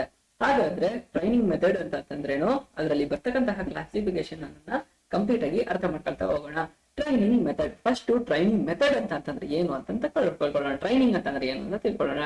Training is any process by which aptitude, skills, abilities of employee to perform specific jobs are increased. There are various methods of training. ಏನ್ ಹೇಳ್ತಿದ್ರೆ, ಟ್ರೈನಿಂಗ್ ನ ಕೊಡೋದ್ರಿಂದ ಒಬ್ಬ ಎಂಪ್ಲಾಯಿಗೆ ಆಪ್ಟಿಟ್ಯೂಡ್, ಸ್ಕಿಲ್ಸ್, ಎಬಿಲಿಟಿ ಇನ್ಕ್ರೀಸ್ ಆಗುತ್ತೆ. ಅದನ್ನೇ ಟ್ರೈನಿಂಗ್ ಅಂತ ಹೇಳ್ತಾ ಇದ್ದಾರೆ ಅನ್ನೋದು ಅರ್ಥ ಆಯ್ತು. ಹಾಗಾದ್ರೆ ಈ ತರದ ಟ್ರೈನಿಂಗ್ ಗಳಲ್ಲಿ ಯಾವ ತರದ ಮೆಥಡ್ ಗಳಿದೆ, ಯಾವ ತರದ ಟ್ರೈನಿಂಗ್ ನ ಆರ್ಗನೈಸೇಷನ್ ಗಳು ಕೊಡ್ತಾ ಹೋಗುತ್ತೆ ಅನ್ನೋದನ್ನ ನೋಡೋಣ. First main importantly on the job method. ಹಾಗೆ ಸೆಕೆಂಡ್ ಮೆಥಡ್ ಯಾವುದು ಅಂತಂದ್ರೆ of the job method. Simple ಆಗಿ ಹೇಳ್ತೀನಿ ನೋಡಿ, ಇಲ್ಲಿ ಅರ್ಥ ಆಗ್ಬಿಡುತ್ತೆ.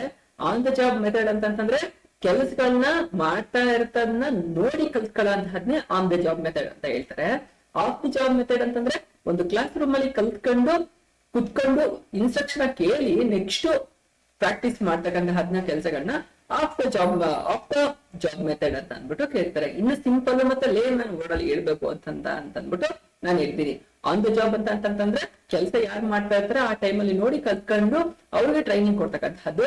ಆಫ್ ದ ಜಾಬ್ ಅಂತಂದ್ರೆ ಕೆಲಸ ಮಾಡೋ ಜಾಗದ ಬಿಟ್ಟು ಮಾಮೂಲಿ ಕ್ಲಾಸ್ ರೂಮ್ ಸೆಷನ್ ಅಲ್ಲಿ ಕುತ್ಕೊಂಡು ಕೇಳಿ ಕಲ್ತ್ಕೊಂಡು ಮಾಡ್ತಕ್ಕಂಥದ್ನ ಆಫ್ ದ ಜಾಬ್ ಮೆಥಡ್ ಅಂತ ಹೇಳ್ತಾರೆ ಅಂತ. ಹಾಗಾದ್ರೆ ಆನ್ ದ ಜಾಬ್ ಮೆಥಡ್ ಅಲ್ಲಿ ಬರ್ತಕ್ಕಂತಹ ಕ್ಲಾಸಿಫಿಕೇಶನ್ ಯಾವುದು ಅನ್ನೋದನ್ನ ನೋಡ್ಬಿಡೋಣ. ಆ ಅಪ್ರೆಂಟಿಸ್ಶಿಪ್ ಪ್ರೋಗ್ರಾಮ್ ಒಂದು ಮೊದಲನೇದು.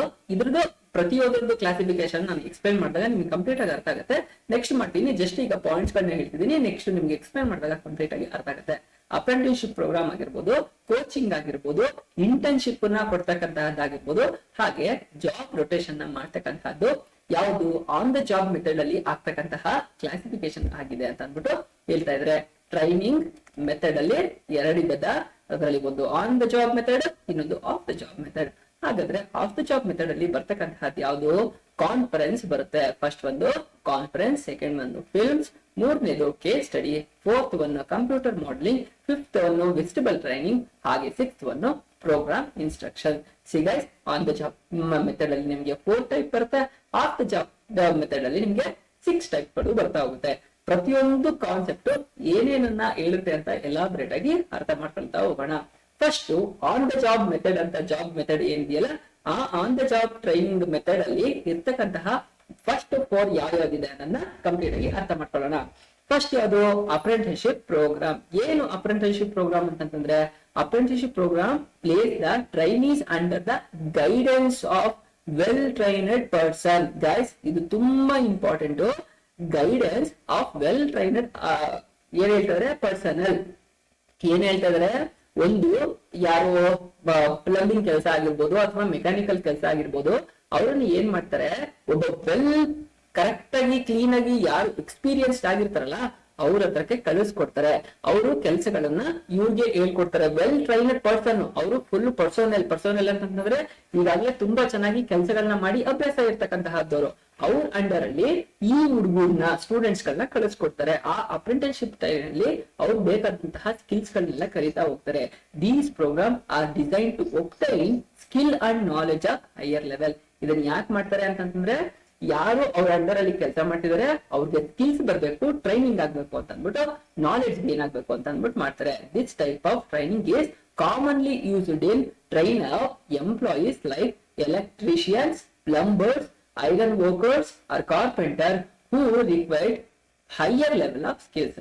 ಈ ತರದ್ದು ಟ್ರೈನಿಂಗ್ ನ, ಆನ್ ದ ಜಾಬ್ ಟ್ರೈನಿಂಗ್ ನ ಯಾರಿಗೆ ಕೊಡ್ತಾರೆ ಅಂತಂದ್ರೆ, ಯಾರ್ಯಾರು ಇಲ್ಲಿ ನೋಡಿ, ಎಲೆಕ್ಟ್ರಿಷಿಯನ್, ಯಾರು ಎಲೆಕ್ಟ್ರಿಷಿಯನ್ ಇರ್ತಾರೆ ಅವರಿಗೆ ದೊಡ್ಡ ಎಕ್ಸ್ಪರ್ಟ್ ಆಗಿರೋ ಎಲೆಕ್ಟ್ರಿಷಿಯನ್ ಹತ್ರ ಕಲ್ತ್ಕೊಳ್ಬೇಕು. ಅವ್ರು ಅವಾಗ ಕಲ್ತ್ಕೊಂಡಾಗ ಅವ್ನಿಗೆ ಸ್ಕಿಲ್ಸ್ ಬಂದ್ಬಿಡುತ್ತೆ. ಅದನ್ನ ಅಪ್ರೆಂಟಿಸ್ಶಿಪ್ ಬರುತ್ತೆ. ಯಾರ್ಯಾರಿಗೆ ಅಂದ್ರೆ ಎಲೆಕ್ಟ್ರಿಷಿಯನ್ ಬೇಕಾಗತ್ತೆ, ಪ್ಲಂಬರ್ ಕೆಲಸ, ನಲ್ಲಿ ಕೆಲಸಗಳನ್ನ ಯಾರು ಮಾಡ್ತಾರೆ ಆ ತರದ ಕೆಲಸದಕ್ಕೂ ಬೇಕಾಗುತ್ತೆ. ಹಾಗೆ ಐರನ್ ವರ್ಕರ್ಸ್ ಅಂತಂದ್ರೆ ಏನು, ಸ್ಟೀಲ್ ಮ್ಯಾನುಫ್ಯಾಕ್ಚರಿಂಗ್ ಆಗಿರ್ಲಿ, ಕಬ್ಬಿಣ ತಯಾರಿಕೆ ಆಗಿರ್ಲಿ, ಆ ತರ ಕೆಲಸ ಮಾಡ್ತಕ್ಕಂತವ್ರಿಗೆ ಅದು ತುಂಬಾ ಇಂಪಾರ್ಟೆಂಟ್ ಆಗುತ್ತೆ. ಹಾಗೆ ಕಾರ್ಪೆಂಟರ್, ಮರಗೆಲ್ಸದ ಅವ್ರಿಗೆ ತುಂಬಾ ರಿಕ್ವೈರ್ಮೆಂಟ್ ಆಗುತ್ತೆ. ಏನಕ್ಕೆ ಅಂತಂದ್ರೆ ಅದಕ್ಕೆ ಹೈಯರ್ ಲೆವೆಲ್ ಆಫ್ ಸ್ಕಿಲ್ಸ್ ಗಳು ಬೇಕಾಗುತ್ತೆ ಅಂತ ಅಂದ್ಬಿಟ್ಟು ಹೇಳ್ತಾರೆ. ನೀವು ಹಾರ್ಡ್ವೇರ್ ವರ್ಕಿಂಗ್ ಗೆ ನೋಡ್ಬೋದು, ಹಾರ್ಡ್ವೇರ್ ಶಾಪ್ ಹೋಗಿತ್ತು ಅಂತಂದ್ರೆ ಎಷ್ಟು ಕಷ್ಟದ ಕೆಲಸಗಳನ್ನ ಅವ್ರು ಮಾಡ್ತಿರ್ತಾರೆ ಅಂದ್ಬಿಟ್ಟು. ಸೊ ಅದರಲ್ಲಿ ಅಂಡರ್ ಅಲ್ಲಿ ಬರ್ತಕ್ಕಂತಹದ್ನೆಲ್ಲಾನು ಅಪ್ರೆಂಟಿಸ್ಶಿಪ್ ಟ್ರೈನಿಂಗ್ ಅಂತ ಅಂದ್ಬಿಟ್ಟು ಪ್ರೋಗ್ರಾಮ್ ಅಂತ ಕರೀತಾರೆ. ಅದರಲ್ಲಿ ಸೇರ್ತಕ್ಕಂತಹವರು ಸ್ಕಿಲ್ಸ್ ಗಳನ್ನ ಕಲಿತಾ ಹೋಗ್ತಾರೆ. ಹಾರ್ಡ್ ವರ್ಕ್ ಇರುತ್ತೆ ಅಂತ ಅಂದ್ಬಿಟ್ಟು ಹೇಳ್ತಾ ಇದಾರೆ. ನೆಕ್ಸ್ಟ್ ಏನ್ ಹೇಳ್ತಾ ಇದಾರೆ, ಆನ್ ದ ಜಾಬ್ ಟ್ರೈನಿಂಗ್ ಅಲ್ಲೇ ಸೆಕೆಂಡ್ ಮೆಥಡ್ ಕೋಚಿಂಗ್ ಅಂತ ಹೇಳ್ತಾ ಇದಾರೆ. ಹಾಗಾದ್ರೆ ಕೋಚಿಂಗ್ ಅಂದ್ರೆ ಏನು? In this method the trainer who is known as A coach guide and instruct the trainees. ಏನ್ ಹೇಳ್ತಾರೆ, ಇದ್ರಲ್ಲಿ ಇರ್ತಕ್ಕಂತಹ ಒಬ್ಬ ಪರ್ಸನ್ ಇರ್ತಾರೆ, ಅವ್ರನ್ನ ಕೋಚ್ ಅಥವಾ ಗೈಡ್ ಅಂತ ಕರೀತಾರೆ. ಆ ಗೈಡ್ ಏನ್ ಮಾಡ್ತಾನೆ, ಒಂದು ಫ್ರೇಮ್ ವರ್ಕ್ ನೆಕ್ಸ್ಟ್ ಅದ ಹೇಳ್ತಾ ಹೋಗ್ತಾರೆ. ಆ ಕೋಚ್ ಏನಿರ್ತಾರಲ್ಲ ಅವನು ಇರ್ತಕ್ಕಂಥವ್ರಿಗೆ ಟ್ರೈನಿಂಗ್ ನ ಕೊಟ್ಟು ಹೋಗ್ತಾರೆ. ನೀವು ಇಲ್ಲಿ ಪಕ್ಕದಲ್ಲಿ ಕೊಟ್ಟಿರ್ತಕ್ಕಂತಹ ನಾನು ಯಾವಾಗ್ಲೂ ಆಡ್ ಮಾಡಿರ್ತಕ್ಕಂತಹ ಫೋಟೋಗಳನ್ನ ನೋಡಿ, ಅವಾಗ ನಿಮ್ಗೆ ಕ್ಲೀನ್ ಆಗಿ ಅರ್ಥ ಆಗುತ್ತೆ ಯಾರ್ಯಾರಿಗೆ ಇದು ಅಪ್ಲಿಕಬಲ್ ಆಗುತ್ತೆ. ಎಲೆಕ್ಟ್ರಿಷಿಯನ್ ಕೆಲಸ ಯಾರು ಮಾಡ್ತಾರೆ ಅವ್ರಿಗೆ ಅನುಕೂಲ ಆಗುತ್ತೆ. ಪ್ಲಂಬಿಂಗ್ ಕೆಲಸ ಯಾರ್ಯಾರು ಮಾಡ್ತಾರೆ ಅವ್ರಿಗೆ ಅನುಕೂಲ ಆಗುತ್ತೆ. ಐರನ್ ಕೆಲಸ ಯಾರ್ಯಾರು ಮಾಡ್ತಾರೆ ಅವರಿಗೆ. ಸೊ ಕಾರ್ಪೆಂಟರ್ ಕೆಲಸ ಯಾರು ಮಾಡ್ತಾರೆ ಅವ್ರಿಗೆಲ್ಲ ಯೂಸ್ ಆಗುತ್ತೆ ಅಂತ ಅಂದ್ಬಿಟ್ಟು ಎಕ್ಸಾಂಪಲ್ಗಳು ಪಿಕ್ಚರ್ ಗಳು ನೋಡಿದಾಗ ನಿಮಗೆ ಕ್ಲೀನ್ ಆಗಿ ಅರ್ಥ ಆಗ್ತಾ ಹೋಗುತ್ತೆ. ಹಾಗಾದ್ರೆ ಕೋಚಿಂಗ್ ಅಂತಂದ್ರೆ ಒಬ್ಬ ಕೋಚ್ ಇರ್ತಾನೆ ಅಥವಾ ಗೈಡ್ ಇರ್ತಾನೆ, ಆತನ ಸಹಾಯದಿಂದ ಬೇರೆಯವ್ರಿಗೆ ರನ್ ಆಗುತ್ತೆ, ಅಂದ್ರೆ ಇನ್ಫಾರ್ಮೇಶನ್ ಪಾಸ್ ಆಗುತ್ತೆ ಅಂತ ಅಂದ್ಬಿಟ್ಟು ಹೇಳ್ತಾರೆ. Guidance, instruction and training. The coach or the trainer set the requirement goal with the mutual discussion, advises on how to achieve those goals, analyze the trainees program from time to time and suggests changes necessary in the attitude and performance. ಏನ್ ಹೇಳ್ತಾ ಇದಾರೆ, ಈ trainee ಏನು coach ಟ್ರೈನಿಗೆ ಬೇಕಾದಂತಹ ಏನೇನ್ skills ಗಳನ್ನ ಕಲಿಬೇಕು ಅನ್ನೋದನ್ನೆಲ್ಲ ಪ್ರೋಗ್ರಾಮ್ ಮಾಡಿರ್ತಾನೆ. ಆ ಪ್ರೋಗ್ರಾಮ್ ಬೇಸ್ ಮೇಲೆ ಅವ್ರಿಗೆ ಹೇಳ್ಕೊಡ್ತಾ ಹೋಗ್ತಾನೆ. ಸೊ ಅವ್ನಿಗೆ ಹೇಳ್ಕೊಡ್ತಾ ಅವ್ನ ಪರ್ಫಾರ್ಮೆನ್ಸ್ ಹೇಗೆ ಇಂಪ್ರೂವ್ ಆಗ್ಬೋದು ಅನ್ನೋದನ್ನು ಆ ಟ್ರೈನ್ ಮಾಡ್ತಾ ಇರ್ತಾನೆ. ಹಾಗೆ ಟೈಮ್ ಟು ಟೈಮ್ 6 months 1 ವರ್ಷ ಆದ್ಮೇಲೆ ಏನೇನ್ ಕಲ್ತಾ ಅಂತ ಅಂದ್ಬಿಟ್ಟು ಟೆಸ್ಟ್ ಗಳನ್ನ ಕಂಡಕ್ಟ್ ಮಾಡಿ ಅವ್ನಿಗೆ ಕೋಚಿಂಗ್ ನ ಕೊಡ್ತಾ ಹೋಗ್ತಾರೆ ಅಂತ ಅನ್ನೋದನ್ನ ಹೇಳ್ತಾ ಇದ್ರೆ. So on the job training ಅಲ್ಲಿ ಆಪ್ಟಿಟ್ಯೂಡ್ ಪ್ರೋಗ್ರಾಮ್ ಮತ್ತೆ ಕೋಚಿಂಗ್ ಅಂತ ಅನ್ನೋದು ಅರ್ಥ ಆಯ್ತು. ಹಾಗಾದ್ರೆ ಮೂರನೇ ಮೆಥಡ್ ಯಾವುದು? Internship program. ಗೈಸ್, ಇದನ್ನ ನೀವು ಯೂಶಲಿ ಕೇಳಿರ್ತೀರಾ. ಎಂಜಿನಿಯರಿಂಗ್ ಮಾಡಿದಂತಹ ಸ್ಟೂಡೆಂಟ್ಸ್ ಅಥವಾ ಮೆಡಿಕಲ್ ಮಾಡಿದಂತಹ ಸ್ಟೂಡೆಂಟ್ಸ್ ಅಪ್ರೆಂಟಿಸ್ಶಿಪ್ ಟ್ರೈನಿಂಗ್ ಹೋಗಿದ್ದಾರೆ ಅಂತ. ಅಪ್ರೆಂಟಿಸ್ಶಿಪ್ ಟ್ರೈನಿಂಗ್ ಅಂತಂದ್ರೆ ಅವ್ರಿಗೆ ಈಗ ಮೆಡಿಕಲ್ ಮುಗ್ದಿರುತ್ತೆ. ಆ ಮೆಡಿಕಲ್ ಮುಗ್ದಾದ್ಮೇಲೆ ಪ್ರಾಕ್ಟಿಕಲ್ ಆಗಿ ಎಕ್ಸ್ಪೋಜರ್ ಆಗ್ಬೇಕಲ್ವಾ? ಆ ಪ್ರಾಕ್ಟಿಕಲ್ ಆಗಿ ಡಾಕ್ಟರ್ ಅಂಡರ್ ಅಲ್ಲಿ ಕಲ್ತ್ಕೊಳ್ಳೋಂತಹದ್ದಾಗಿರುತ್ತೆ. ಸೊ ಇಂಟರ್ನ್ಶಿಪ್ ಅಂತಂದ್ರೆ ಏನು ಅಂತ ಕಂಪ್ಲೀಟ್ ಆಗಿ ಅರ್ಥ ಮಾಡ್ಕೊಳ್ಳೋಣ. ಇಲ್ಲಿ cooperation of educational institution and business firm. ಇದು ಎಲ್ಲಿ ನಡೆಯುತ್ತೆ? ಎಜುಕೇಶನ್ ಇನ್ಸ್ಟಿಟ್ಯೂಷನ್ ಹಾಗೆ ಬಿಸ್ನೆಸ್ ಫರ್ಮ್ಸ್ ಗಳ ನಡುವೆ ನಡೀತಕ್ಕಂತಹದ್ದು. ಎಜುಕೇಶನ್ ಇನ್ಸ್ಟಿಟ್ಯೂಷನ್ ಅಲ್ಲಿ ಸ್ಟೂಡೆಂಟ್ಸ್ ಗಳು ಥಿಯರಿ ಕಲ್ತಿರ್ತಾರೆ. ಅದೇ ಬಿಸ್ನೆಸ್ ಫರ್ಮ್ ಅಲ್ಲಿ ಅವ್ರು ಪ್ರಾಕ್ಟಿಕಲ್ ಆಗಿ ಕಲಿಬೇಕಾಗುತ್ತೆ. ಸೊ ಬಿಸ್ನೆಸ್ ಫರ್ಮ್ ಅಲ್ಲಿ ಅವರು ಪ್ರಾಕ್ಟಿಕಲ್ ಆಗಿ ಕಲಿತಾರೆ ಅಂತ ಅಂದ್ಬಿಟ್ಟು ಹೇಳ್ತಿದ್ರೆ. ಏನ್ ಮಾಡ್ತಾರೆ? ಮೆಡಿಕಲ್ ಸ್ಟೂಡೆಂಟ್ಸ್ ನ ಹಾಸ್ಪಿಟಲ್ ಹಾಕ್ತಾರೆ. ಇಲ್ಲಿ ಅವರ ಯಾರು ಸೀನಿಯರ್ ಇರ್ತಾರೆ ಅವ್ರ ಕಡೆಯಿಂದ ಯಾವ ತರ ಟ್ರೀಟ್ಮೆಂಟ್ ಕೊಡ್ಬೇಕು, ಯಾವ ತರ ಮೆಡಿಕೇಶನ್ ಮಾಡ್ಬೇಕು ಅನ್ನೋದನ್ನ ಕಂಪ್ಲೀಟ್ ಆಗಿ ಅವರು ಕಲ್ತಾ ಹೋಗ್ತಾರೆ ಅಂತ ಹೇಳ್ತಿದ್ರೆ. These trainees are generally a joint programme. ಇದು ಜಾಯಿಂಟ್ ಪ್ರೋಗ್ರಾಮ್ ಆಗಿರುತ್ತೆ. ಇನ್ಸ್ಟಿಟ್ಯೂಷನ್ ಮತ್ತೆ ಬಿಸ್ನೆಸ್ ಫರ್ಮ್ ಗಳ ಜೊತೆ ಇರ್ತಕ್ಕಂತಹ ಜಾಯಿಂಟ್ ಪ್ರೋಗ್ರಾಮ್ ಆಗಿದೆ ಅಂತ ಅಂದ್ಬಿಟ್ಟು ಹೇಳ್ತಿದ್ದಾರೆ. Example, engineering student may be sent to the industrial experience from time to time and gain practical work experience. Internship training is a common in medical, engineering, auditing and legal professionals. ಏನ್ ಹೇಳ್ತಾ ಇದ್ರೆ, so ಈ internship ನ ಮಾಡೋದ್ರಿಂದ ಆ trainees ಗಳು ಯಾರು ಇರ್ತಾರೆ ಅವ್ರಿಗೆ ಸ್ಕಿಲ್ಸ್ ಗಳು ತುಂಬಾ ಇಂಪ್ರೂವ್ ಆಗುತ್ತೆ ಅಂತ ಅಂದ್ಬಿಟ್ಟು ಹೇಳ್ತಾ ಇದಾರೆ. ಎಕ್ಸ್ಪೀರಿಯನ್ಸ್ ಬರ್ತಾ ಹೋಗುತ್ತೆ. ಸೊ ಹಾಗೆ ಇದು ಯಾವ್ದ್ರಲ್ಲಿ ಕಾಮನ್ ಇರುತ್ತೆ ಅಂತಂದ್ರೆ ಮೆಡಿಕಲ್ ಫೀಲ್ಡ್ ಅಲ್ಲಿ, ಇಂಜಿನಿಯರಿಂಗ್ ಫೀಲ್ಡ್ ಅಲ್ಲಿ, ಆಡಿಟಿಂಗ್ ಫೀಲ್ಡ್ ಅಲ್ಲಿ ಮತ್ತೆ ಲೀಗಲ್ ಪೊಸಿಷನಿಂಗ್ ಪ್ರೊಫೆಷನಲಿಸಮ್ ಅಲ್ಲೂ ಅದು ತುಂಬಾ ಇಂಪಾರ್ಟೆಂಟ್ ಆಗುತ್ತೆ ಅಂತ ಅಂದ್ಬಿಟ್ಟು ಹೇಳ್ತಾ ಇದ್ರೆ. ಅದು ಇಂಟರ್ನ್ಶಿಪ್ ಆಗಿದೆ ಅಂತ ಅಂದ್ಬಿಟ್ಟು ಹೇಳ್ತಾ ಇದ್ರೆ. ಇಂಟರ್ನ್ಶಿಪ್ ಟ್ರೈನಿಂಗ್ ನ ಮೀನಿಂಗ್ ಆಗಿದೆ. ಫೈನಲ್ ಆಗಿ ಆನ್ ದ ಜಾಬ್ ಮೆಥಡ್ ಅಲ್ಲಿ ಬರ್ತಕ್ಕಂತಹದ್ದು ಫೋರ್ತ್ ಮೆಥಡ್ ಯಾವುದು ಅಂದ್ರೆ ಜಾಬ್ ರೊಟೇಷನ್. ಏನು ಜಾಬ್ ರೊಟೇಷನ್ ಅಂತಂದ್ರೆ, ನೀವು ಯೂಶಲಿ ಬ್ಯಾಂಕ್ ಗಳಿಗೆ ವಿಸಿಟ್ ಮಾಡಿರ್ತೀರಾ, ಕರೆಕ್ಟಾ? ಬ್ಯಾಂಕ್ ಗಳಿಗೆ ವಿಸಿಟ್ ಮಾಡಿದಾಗ ಇದು ಪ್ರಾಕ್ಟಿಕಲ್ ಆಗಿ ನಾನು ನಿಮ್ಗೆ ಎಕ್ಸಾಂಪಲ್ ಕೊಡ್ತಾ ಇರ್ತಕ್ಕಂಥದ್ದು. ಜಾಬ್ ರೊಟೇಷನ್ ಯಾವ ತರ ಆಗುತ್ತೆ ಅಂತ ಅಂದ್ಬಿಟ್ಟು, ಈಗ ನೀವು ಬ್ಯಾಂಕ್ ಹೋಗಿರ್ತೀರಾ ಅಂತಂದ್ರೆ ಒಂದ್ ಸಲ ಕ್ಯಾಶ್ ಡೆಪಾಸಿಟ್ ನೀವು ಮಾಡಕ್ ಹೋದಂತ ಟೈಮಲ್ಲಿ ಇದ್ದಂತವ್ರೇನೆ ಇನ್ನೊಂದ್ಸಲ ಇರೋದಿಲ್ಲ. ಅವರು ಲೋನ್ ಡಿಪಾರ್ಟ್ಮೆಂಟ್ ಅಲ್ಲಿ ಇರ್ತಾರೆ ಅಥವಾ ಇನ್ನೊಂದು ಬೇರೆ ಡಿಪಾರ್ಟ್ಮೆಂಟ್, ಬ್ಯಾಂಕಿಂಗ್ ಒಳಗೆ ಇರ್ತಕ್ಕಂತಹ ಒಂದೇ ಬ್ರಾಂಚ್ ಅಲ್ಲಿ ಇರ್ತಾರೆ, ಬೇರೆ ಡಿಪಾರ್ಟ್ಮೆಂಟ್ ಗೆ ಶಿಫ್ಟ್ ಆಗ್ತಾ ಇರ್ತಾರೆ. ಸೊ ಅದನ್ನ ಏನಂತಂದ್ರೆ ಜಾಬ್ ರೊಟೇಷನ್ ಅಂತ ಹೇಳ್ತಾರೆ. ಇವತ್ತು ಕ್ಯಾಶ್ ಕೌಂಟರ್ ಅಲ್ಲಿ ಇರ್ತಾರೆ, ಇನ್ನೊಂದು ಡೆಪಾಸಿಟ್ ಅಥವಾ ವಿತ್ಡ್ರಾ ಅಕೌಂಟ್ ಅಲ್ಲಿ ಕೂತಿರ್ತಾರೆ, ಅಥವಾ ಲೋನ್ ಸೆಕ್ಷನ್ ಅಲ್ಲಿ ಕೂತಿರ್ತಾರೆ, ಅಥವಾ ಡಿಪಾರ್ಟ್ಮೆಂಟ್ ನ ಬೇರೆ ಸೆಕ್ಷನ್ ಗಳಲ್ಲಿ ಕೂತಿರ್ತಾರೆ. ಸೊ ಹಾಗಾಗಿ ಎಂಪ್ಲಾಯಿ ಒಬ್ರು ಯಾರು ಆಬ್ಸೆಂಟ್ ಆದ್ರು ಅಂತಂದ್ರೆ ಅವ್ರ ಕೆಲಸವನ್ನ ಇನ್ನೊಬ್ರು ಸ್ಮೂತ್ ಆಗಿ ಮಾಡ್ಬೋದಾಗಿದೆ ಅನ್ನೋದು ಒಂದು. ಜಾಬ್ ರೊಟೇಷನ್ ಆಗೋದ್ರಿಂದ ಏನಾಗುತ್ತೆ, ಎಲ್ಲರಿಗೂ ಎಲ್ಲಾ ಕೆಲಸ, ಒಂದ್ ಬ್ಯಾಂಕ್ ಅಂತಂದ್ರೆ ಅದ್ರಲ್ಲಿ ಯಾವ್ಯಾವ ಡಿಪಾರ್ಟ್ಮೆಂಟ್ ಇದೆ ಅಷ್ಟೋ ಡಿಪಾರ್ಟ್ಮೆಂಟ್ ಕೆಲಸನು ಅಷ್ಟೋ ಜನಕ್ಕೆ ಹೆಲ್ಪ್ ಆಗುತ್ತೆ, ಅನುಕೂಲ ಆಗುತ್ತೆ ಕಲ್ತ್ಕೊಳ್ಳಕ್ಕೆ ಅಂತ ಅಂದ್ಬಿಟ್ಟು ಹೇಳ್ತಾ ಇದಾರೆ. ಸೊ ಅದನ್ನ ಜಾಬ್ ರೊಟೇಷನ್ ಅಂತ ಹೇಳ್ತಾರೆ. Job rotation involve shifting trainees from one job to another or from one department to another ಅಂತ ಹೇಳ್ತಾ ಇದಾರೆ. ಏನ್ ಹೇಳ್ತಾರೆ, ಟ್ರೈನೀಸ್ ಗಳು ಇರ್ತಾರಲ್ಲ ಅವ್ರನ್ನ ಒಂದ್ ಡಿಪಾರ್ಟ್ಮೆಂಟ್ ಇಂದ ಇನ್ನೊಂದು ಡಿಪಾರ್ಟ್ಮೆಂಟ್ ಗೆ ಕಳಿಸ್ಕೊಡೋದಾಗಿರ್ಬೋದು, ಮತ್ತೆ ಒಂದು ಜಾಬ್ ಇಂದ ಇನ್ನೊಂದು ಜಾಬ್ ಗೆ ಕಳಿಸ್ಕೊಡ್ತಕ್ಕಂತಹದ್ನೇ ಆನ್ ದ ಜಾಬ್ ಟ್ರೈನಿಂಗ್ ಅಂತ ಹೇಳ್ತಾ ಇದಾರೆ. This allows the trainee to gain a better understanding of working of the organization at all its part. ಏನ್ ಹೇಳ್ತಾ ಇದ್ರೆ, ಎಲ್ಲಾ ಪೊಸಿಷನ್ ಅಲ್ಲೂ ಅವ್ರು ವರ್ಕ್ ಮಾಡಿದ್ರಿಂದ ಅವ್ರು ಏನ್ ಅಡ್ವಾಂಟೇಜ್ ಆಗುತ್ತೆ ಅಂತಂದ್ರೆ, ಯಾರ್ಯಾರು ಏನೇನ್ ಕೆಲಸಗಳನ್ನ ಮಾಡ್ತಾರೆ, ಏನೇನ್ ಕೆಲಸಗಳು ಅನ್ನೋದು ಕಂಪ್ಲೀಟ್ ಆಗಿ ಅವ್ರಿಗೂ ಅರ್ಥ ಆಗ್ತಾ ಹೋಗುತ್ತೆ ಪ್ರಾಕ್ಟಿಕಲ್ ಆಗಿ. A nurse routine between emergency room and the psychiatrist ward, a software developer move to customer service or marketing specialist take on a sales role. ಏನ್ ಹೇಳ್ತಾ ಇದಾರೆ, ಎಕ್ಸಾಂಪಲ್ ಕೊಟ್ಟು ಹೇಳ್ತಾ ಇರ್ತಾರೆ. ಯಾರು ನಿಮ್ಗೆ ಎಕ್ಸಾಂಪಲ್ ಇಲ್ಲಿ ಎಮರ್ಜೆನ್ಸಿ, ಯಾರು ನರ್ಸು ಎಮರ್ಜೆನ್ಸಿ ರೂಮ್ ಇಂದ ಸೈಕಿಯಾಟ್ರಿಸ್ಟ್ ವಾರ್ಡ್ಗೆ ಮೂವ್ ಆಗೋದಾಗಿರ್ಬೋದು, ಒಂದ್ ಕಡೆಯಿಂದ ಇನ್ನೊಂದ್ ಕಡೆ ಹೋಗೋದಾಗಿರ್ಬೋದು, ಯಾಕಂತಂದ್ರೆ ಇನ್ಫಾರ್ಮೇಶನ್ ಶೇರ್ ಮಾಡ್ಬೇಕಾಗಿರುತ್ತೆ, ಆತರ ಆಗಿರ್ಬೋದು. ಸಾಫ್ಟ್ವೇರ್ ಡೆವಲಪರ್ ನ ಏನ್ ಮಾಡ್ಬೋದು, move to customer service, customer ಜೊತೆ ಇಂಟ್ರಾಕ್ಟ್ ಮಾಡಿ ಅಂತ ಅಂದ್ಬಿಟ್ಟು ಸಾಫ್ಟ್ವೇರ್ ಡೆವಲಪರ್ ನ ಅವ್ರಿಗೆ ಕಲಿಸ್ಕೊಡೋದಾಗಿರ್ಬೋದು. ಮಾರ್ಕೆಟಿಂಗ್ ಸ್ಪೆಷಲಿಸ್ಟ್ ನ ಸೇಲ್ಸ್ ರೋಲ್ಗೂ ಕೂಡ ಕೂರಿಸಬಹುದು ಅಂತ ಅಂದ್ಬಿಟ್ಟು ಹೇಳ್ತಾ ಇದಾರೆ. ಸೊ ಇವೆಲ್ಲ ಜಾಬ್ ರೊಟೇಷನ್ ನ ಆಗಿದೆ ಅಂತ ಹೇಳ್ತಾ ಇದಾರೆ. ಸೊ ನಿಮ್ಗೆ on the job training method ಅಲ್ಲಿ ಇರ್ತಕ್ಕಂತಹ 4 ಕ್ಲೀನ್ ಆಗಿ ಅರ್ಥ ಮಾಡ್ಕೊಂಡಿದ್ದೀರಿ ಅಂತ ಆಯ್ತು. ಈಗ ಆಫ್ ದ ಜಾಬ್ ಮೆಥಡ್ ಅಲ್ಲಿ ಇರ್ತಕ್ಕಂತಹ ಕ್ಲಾಸಿಫಿಕೇಶನ್ ನ ಕಂಪ್ಲೀಟ್ ಆಗಿ 6 ಮೆಥಡ್ ಇದೆಲ್ಲ ಅದನ್ನ ಕಲ್ತ್ಕೊಳ್ಳೋಣ. ಏನ್ ಆಫ್ ದ ಜಾಬ್ ಟ್ರೈನಿಂಗ್ ಅಂತಂದ್ರೆ, ಆಫ್ ದ ಜಾಬ್ ಅಂತಂದ್ರೆ, ಆನ್ ದ ಜಾಬ್ ಅಂತಂದ್ರೆ ಕೆಲಸಗಳನ್ನ ಮಾಡ್ತಾ ಇರ್ಬೇಕಾದ್ರೇನೆ ಕಲ್ತ್ಕೊಳ್ಳೋಂತಹದ್ದು. ಆಫ್ ದ ಜಾಬ್ ಅಂತಂದ್ರೆ ಇನ್ ಸಿಂಪಲ್ ಆಗಿ ಹೇಳ್ಬೇಕು ಅಂದ್ರೆ, ಒಂದು ಕ್ಲಾಸ್ ರೂಮ್ ಅಲ್ಲಿ ಕೂತು ಪಾಠಗಳನ್ನ ಹೇಳ್ಕೊಡ್ತಾರೆ, ಆದ್ರಿಂದ ನಾವು ನಾಲೆಡ್ಜ್ ನ ಗೇನ್ ಮಾಡ್ಕೊಳ್ಳೋದಾಗಿದೆ ಅಂತ ಅಂದ್ಬಿಟ್ಟು. ಹಾಗಾದ್ರೆ ಆಫ್ ದ ಜಾಬ್ ಮೆಥಡ್ ಅಲ್ಲಿ ಬರ್ತಕ್ಕಂತಹದ್ದು ಕ್ಲಾಸಿಫಿಕೇಶನ್ ಯಾವುದು ಅಂತ ನೋಡೋಣ. ಫಸ್ಟ್ ಬರ್ತಕ್ಕಂಥದ್ದೇ class room lecturer or conference. The lecture or conference method is generally used for conveying specific information, rules, procedure or method. ಏನ್ ಹೇಳ್ತಿದ್ದಾರೆ, of the job training method ಅಲ್ಲಿ ಇರ್ತಕ್ಕಂತಹ ಫಸ್ಟ್ನೇದು ಯಾವುದು ಅಂದ್ರೆ classroom lectures or conference. Classroom ಅಲ್ಲಿ ಕೂರಿಸ್ಕೊಂಡು ನೀನ್ ಏನ್ ಕೆಲಸ ಮಾಡ್ಬೇಕು, ಏನ್ ಕೆಲಸಗಳನ್ನ ಯಾವ ತರ ಪರ್ಫಾರ್ಮ್ ಮಾಡ್ಬೇಕು, ಹಾಗೇನೆ ಇನ್ಫಾರ್ಮೇಶನ್ ನ ಶೇರ್ ಮಾಡ್ತಕ್ಕಂತಹದ್ದು, ರೂಲ್ಸ್ ಗಳು ಏನಿದೆ, ರೆಗ್ಯುಲೇಷನ್ಸ್ ಗಳು ಏನಿದೆ, ಪ್ರೊಸೀಜರ್ ಮೆಥಡ್ಸ್ ಗಳು ಏನಿದೆ ಅಂತ ಹೇಳ್ಕೊಡೋ ಅಂತಹದ್ದಾಗಿತ್ತು. ಇದನ್ನ ಯಾವ್ದ್ರಲ್ಲಿ ಮಾಡ್ತಾರೆ, ಕ್ಲಾಸ್ ರೂಮ್ ಅಲ್ಲಿ ಕೂತು ಹೇಳ್ಕೊಡ್ತಾರೆ ಅಂತ ಅಂದ್ಬಿಟ್ಟು ಹೇಳ್ತಾ ಇದ್ದಾರೆ. ಅಥವಾ ಕಾನ್ಫರೆನ್ಸ್ ಹಾಲ್ ಗಳಲ್ಲೂ ಕೂಡ ಇದನ್ನ ಕಂಡಕ್ಟ್ ಮಾಡ್ತಾರೆ.